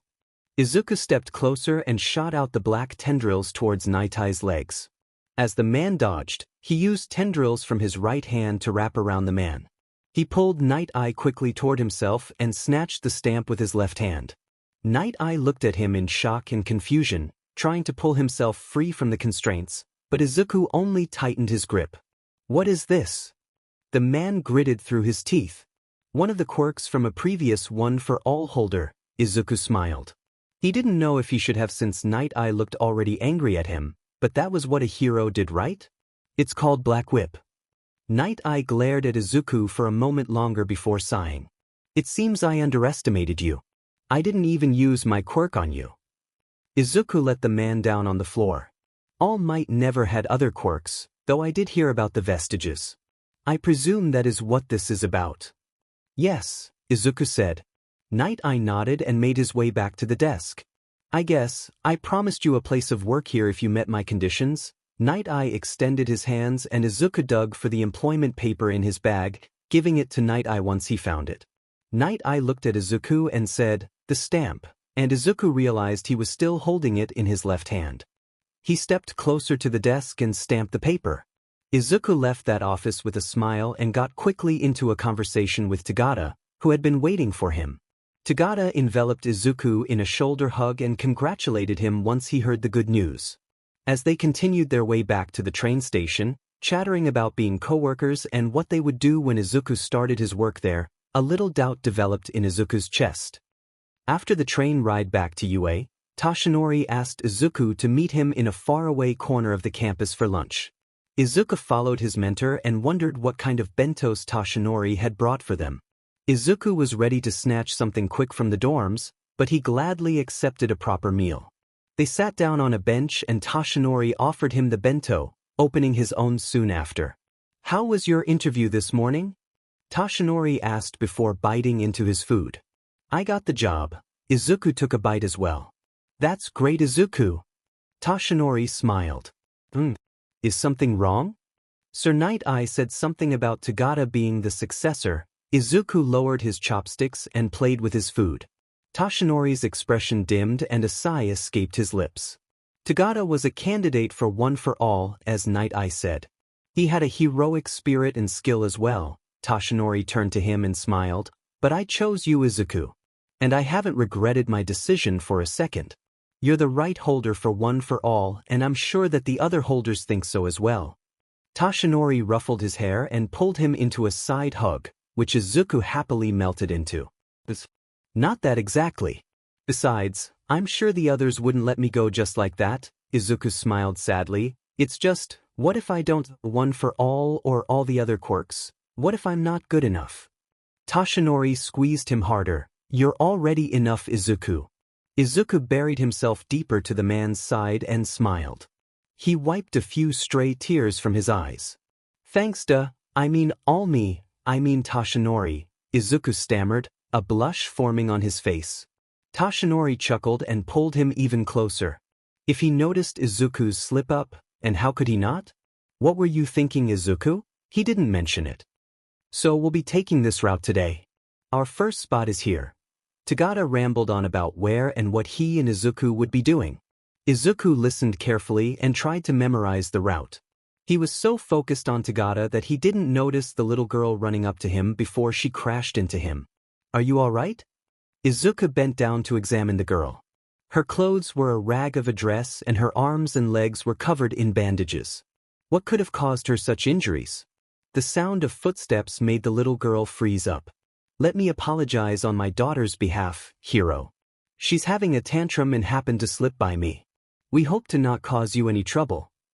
The man in front of Izuku was no other than Overhaul, who he had heard about this morning from Night Eye. "Straight to the action, huh? Don't worry, mister. Sometimes kids just have too much energy." Tagada laughed beside Izuku, grabbing the man's attention to himself. It took Izuku a moment to remember that he shouldn't know Overhaul from the man's perspective. He tried to steel himself and turned his attention back to the girl, who was eyeing Overhaul and Tagada warily. Izuku assessed her injuries once again. They didn't look like normal injuries, and the way she looked at Overhaul didn't really make you think of a happy family. She clutched her hands tighter around his hero costume. "Please, don't leave me," she said. Her voice was so small Izuku almost missed it. "So it's time for us to get going. Those villains won't catch themselves." Tagada smiled beside him and shaked his shoulder. Izuku didn't budge, however, not wanting to let the scared girl out of his hands. "Sir? Your daughter seems scared of something." "She's scared of getting in trouble," Overhaul scratched his cheek. "But these injuries don't seem normal and she truly seems scared of you," Izuku pressed on. "Like I said, she's scared of getting in trouble," Overhaul said. He was glaring at Izuku, clearly displeased by his actions, but Izuku wouldn't let the man just go. There was a scared little girl in his arms and he wouldn't leave her alone. Fine, the man gritted. It's a long and quite a personal story, so could we walk as we talk? Of course, Tagata smiled, throwing a glance in Izuku's way before stepping after the man. Overhaul led them deeper into the alley where he had come from. Izuku wanted to run and take the child with him, but he knew that would make Nightie's goal investigating Overhaul harder. That knowledge didn't make it any easier to trail after the man. Eri lost her mother quite recently, you see, Overhaul started. She's been defiant ever since. Losing a loved one is hard for a child, certainly. Tagata picked up the conversation when Izuku failed to speak. It's just us and some close family friends. Things have been hard for all of us and it would be a shame if we lost somebody else. Izuku jumped back. Danger sense had activated. Tagata seemed surprised, but Overhaul looked at him angrily and tugged his glove. Eri was twisting in his hold, but Izuku just held on tighter. Overhaul's bloodlust consumed his mind, making it hard to focus on anything else. Eri only trashed harder. I don't want him to hurt you, she whispered. Her eyes were teary as she twisted more, forcing Izuku to let go of her. She ran up to Overhaul and took his hand. Overhaul just stared at Izuku for a moment before turning around. She seems to have calmed down now. Thank you for your help, heroes. The stabbing sensation in his head lessened as Overhaul vanished from their sight. Tagata joined him by his side, encouraging him to get back up and out of the alley. Let's report back to Sir. Yeah, Izuku nodded. Eri's words kept ringing in Izuku's mind as he and Tagata met up with Night Eye. He listened as Tagata explained the encounter, the moment still vivid in his mind. The hurt little girl in his arms, trying to protect him from whatever harm Overhaul would have done. No prior investigation or reports have mentioned a daughter, Night Eye said. Her name was Eri. Izuku joined the conversation. Her arms and legs were wrapped in bandages and she was scared and wary of Overhaul. I wish I could have gotten her away from him. It's not that simple. Don't be so arrogant as to assume that you're the only one who can save her. Night Eye looked at him. Rushing won't get you anywhere. First you need to determine your opponent's goals. Then after a careful analysis, you make necessary preparations for any possible situation. A hero must bide their time in case of an intelligent enemy. Remember that. Izuku and Tagata were dismissed and told to go back to the office after that. The walk back was silent. Tagata would smile or greet someone on the street once in a while, but otherwise his smile fell off a little. Letting Eri go was hard for him as well. Izuku mustered up the best smile he could and offered it to Tagata. The blonde smiled back and they made a silent promise to save Eri together. When Izuku woke up in the void that night, he could tell something was off. It was almost like the space was swaying back and forth and Izuku along with it. He could feel himself slipping, but a pair of hands stopped his fall. It was Hikage. He stared into the void before turning his attention to Izuku. Hello, Izuku. Hikage, what's going on? Izuku said. He righted himself with Hikage's help, keeping a steady grip on the man's arms. Yoichi is in a bad mood tonight.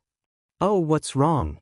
Your encounter with that villain today reminded him of some bad memories. Hikage sighed and his gaze shifted back into the void. Overhaul? Why would Izuku's mind was flooded with images of a scared girl and mixed in were memories of a barren room and a smirking man asking Yoichi to join him. All for one, Izuku whispered. Yes, Hikage sighed again. It would be best for you to go to sleep. You had a hard day and I'm sure you need some rest. You don't need to worry about Yoichi. He will be all right soon enough. Hikage wished him good night and Izuku nodded in acknowledgement. The shaking kept him awake for a few more moments before his eyes fell shut and he drifted off. HSSH, his papa hushed.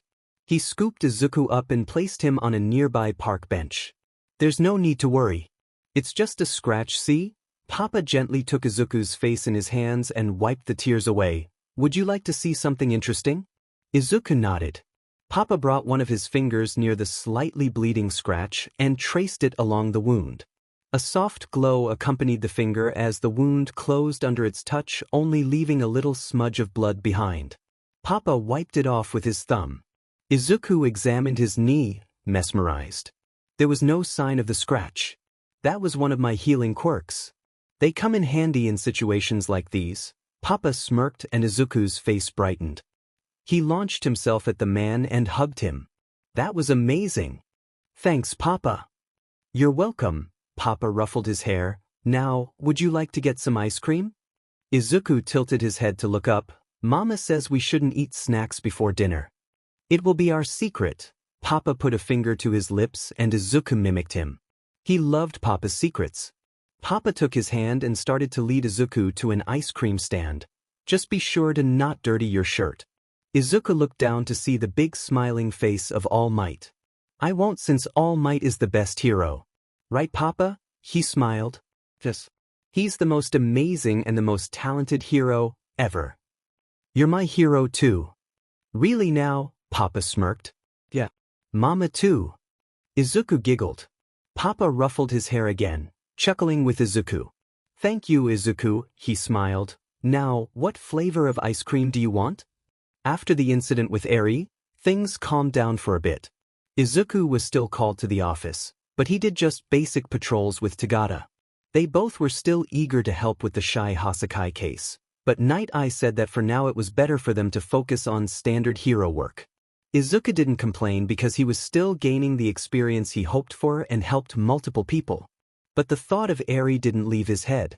It was morning like the others when Izuku met Kirishima at the school gates. Apparently both of them had internship duties that day. They were soon joined by Azui and Uraraka, and all of them decided to head to the train station together. Izuku was happy to chat with his friends before they would go their separate ways. But they didn't. All of his classmates followed him to Night Eye's agency, and as they stepped in, they were met with a reception full of heroes. Some of them Izuku only knew from articles and hero forums, but there were familiar faces there too, like Gran Torino and Aizawa. I think, Izuku felt a hand on his shoulder and looked up to see Tagata, that this might be about Sir's research. Yes. We might know more about Eri, Tagata nodded. Izuku was about to say more when Night Eye called all the people there to a meeting room. Izuku followed Tagata in and sat next to him. Normally he would have been excited to be in a room with so many heroes, but now his mind was just set on Eri. Welcome everyone, Night Eye said once everyone was seated. I hope to discuss with you a case that I've been working on. This agency has been keeping an eye on a Yakuza group called Shy Hasakai. Over the past year, Shy Hasakai has been involved in multiple incidents, has had contact with minor criminal groups, and recently the League of Villains. The leader Overhaul also has a daughter who showed signs of domestic abuse. Couple of days ago, I came upon a robbery. When the robber noticed me, he first insulted me and then said that calling the cops would be useless since his family could bail him out. In this area, family is often a synonym for the Yakuza. The man attacked me and I used my quirk foresight on him. In my vision I saw him getting arrested, but he got bailed out and returned to the Shy Hasakai's headquarters. At some point he sees the leader of the league getting skirted in and out. Sometime after Overhaul ends his life. This man also saw a young girl in the headquarters basement. The man wasn't involved in her case and didn't seem to know much about her, but it is likely that this girl is Overhaul's daughter. But my word alone on this won't be enough to make an arrest. Night Eye motioned to his right. I asked Detective Tsukachi here to confirm that I am speaking the truth. I see.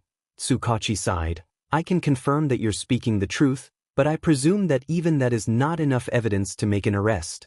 Your earlier statements about their involvement in incidents and with other criminals and the possible child abuse raise suspicion, but without more concrete evidence, you have no grounds to plan anything. You're correct. That's why I have asked all of you here today. I will be launching a full-blown investigation into these suspicions.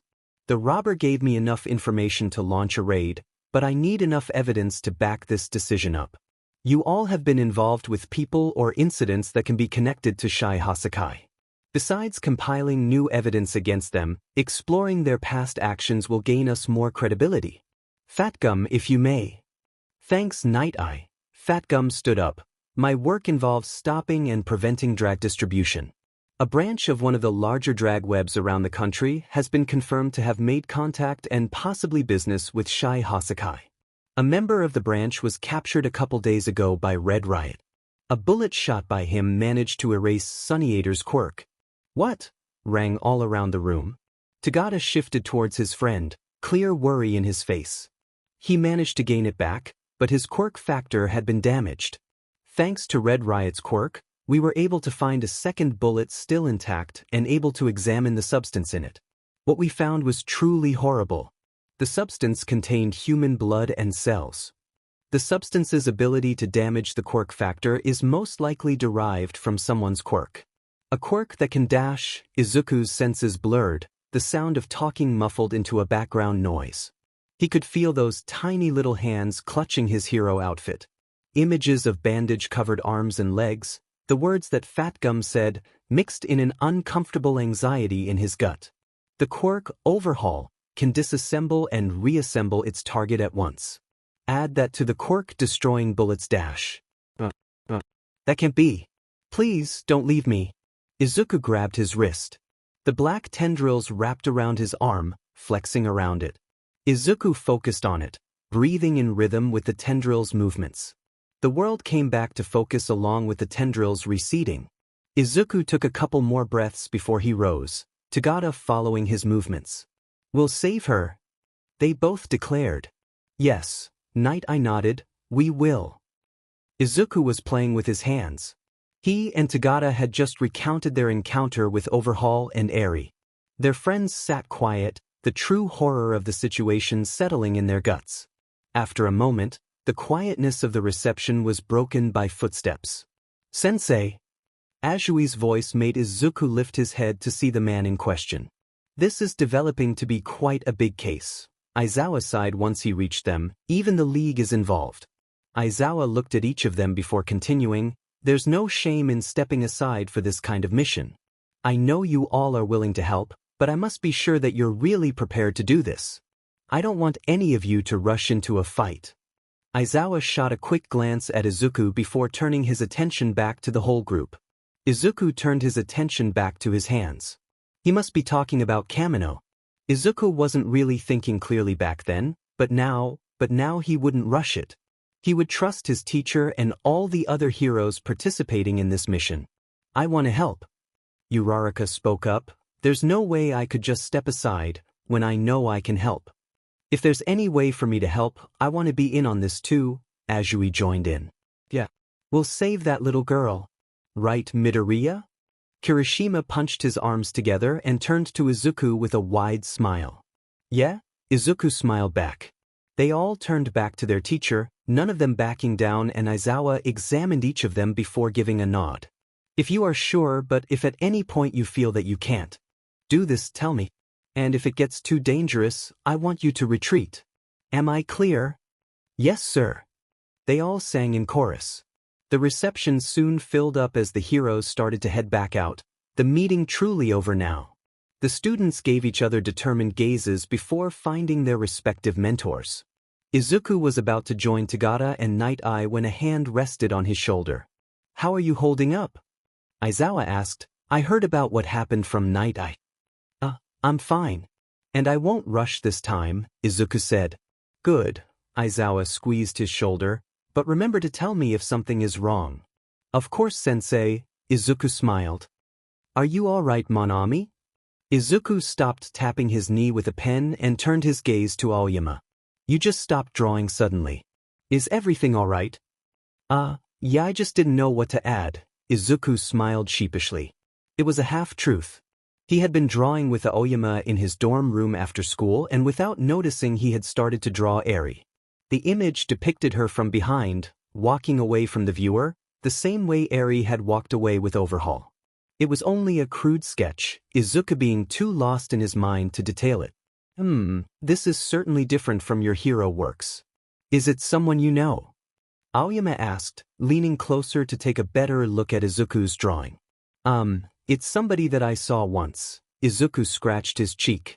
Again, he wasn't really lying, but he felt bad for not being able to be completely honest. You drew them rather small, so maybe a background would work. For a portrait I would make them bigger, but this is your drawing, of course. Otherwise, you could focus on their clothing. It seems quite simple, Aoyama looked over the picture a bit longer before receding back. He offered Izuku a smile and Izuku gave a small one back in return. His focus turned back to the little girl on the piece of paper. He brought his pen up and started to draw long lines around Eri. His hand felt like it was moving on its own, the picture becoming clearer as the lines connected to each other. The pen sprinted as little details finished the ensemble. It was Eri, walking away towards darkness surrounded by the familiar design of a plague mask. The beak was closing and was just about cover her from sight. Izuku kept making the lines around Eri darker and darker, only stopping when the image of her became smudgy and unclear. He looked at it before shoving it at Aoyama. Aoyama turned his concerned expression from Izuku to the paper and then back to Izuku. "I am sorry to ask you this, but was that person all right when you saw them?" "No," Izuku said.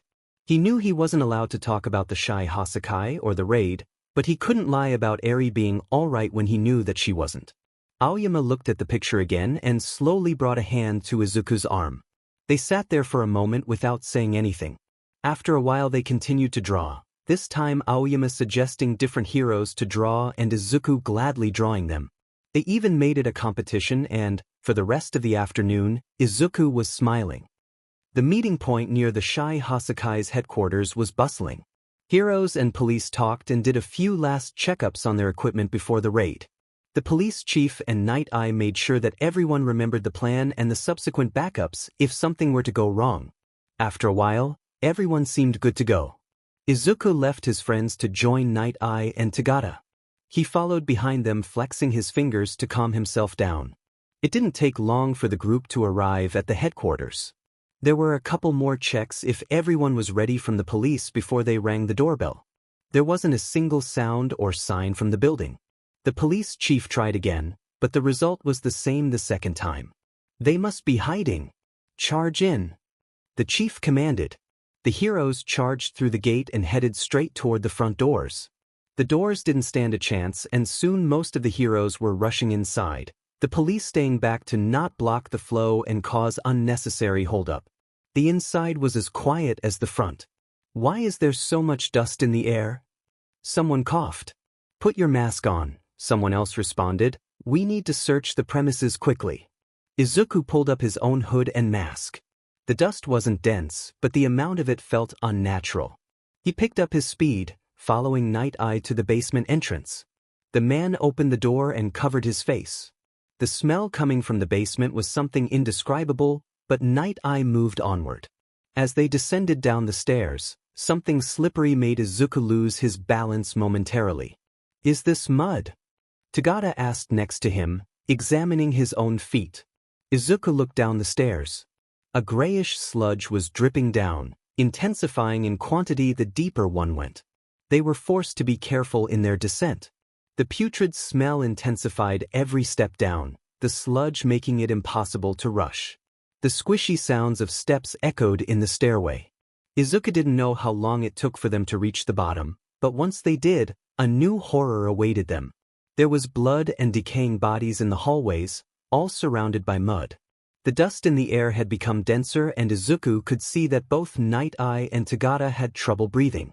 There was more and more blood in every hall that they passed. None of them knew where they were going.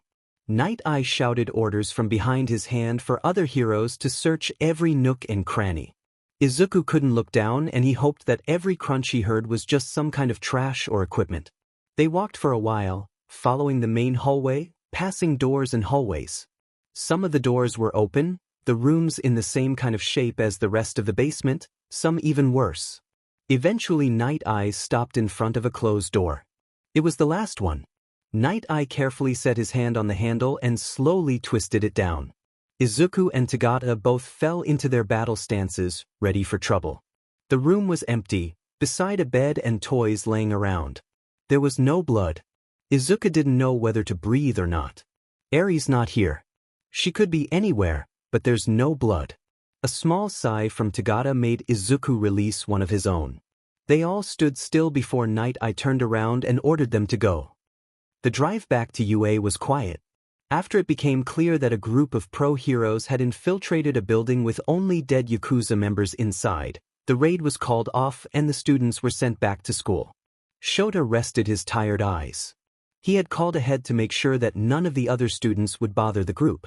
Shota understood the benefits of receiving comfort from friends, but after what these kids went through, they needed peace. Shota checked on his students from the front seat. They were all looking into nowhere, faces blank. Shota honestly would have liked to strangle somebody, maybe even himself. He should have told them all to pull back at the first sign of trouble. Hell, maybe he shouldn't have even let them participate. Hero work was brutal and you experienced it soon enough when you started. Bodies after accidents or villains going on a rampage. The failed rescue missions. The activities of the criminal underworld, involving countless victims on the streets or in quirk trafficking rings. Any hero, underground or limelight, would learn the cruelty of people once they started. That didn't mean that first years would have to experience something like this. Shota couldn't and wouldn't shield them from the horrors of the hero world forever, but as a teacher his duty was to keep his students safe. He wouldn't let them deal with this on their own. Today Shota would keep an eye on them and help them with whatever they needed. Tomorrow he would make sure that they get the help that they need. And after that he would teach them how to be heroes.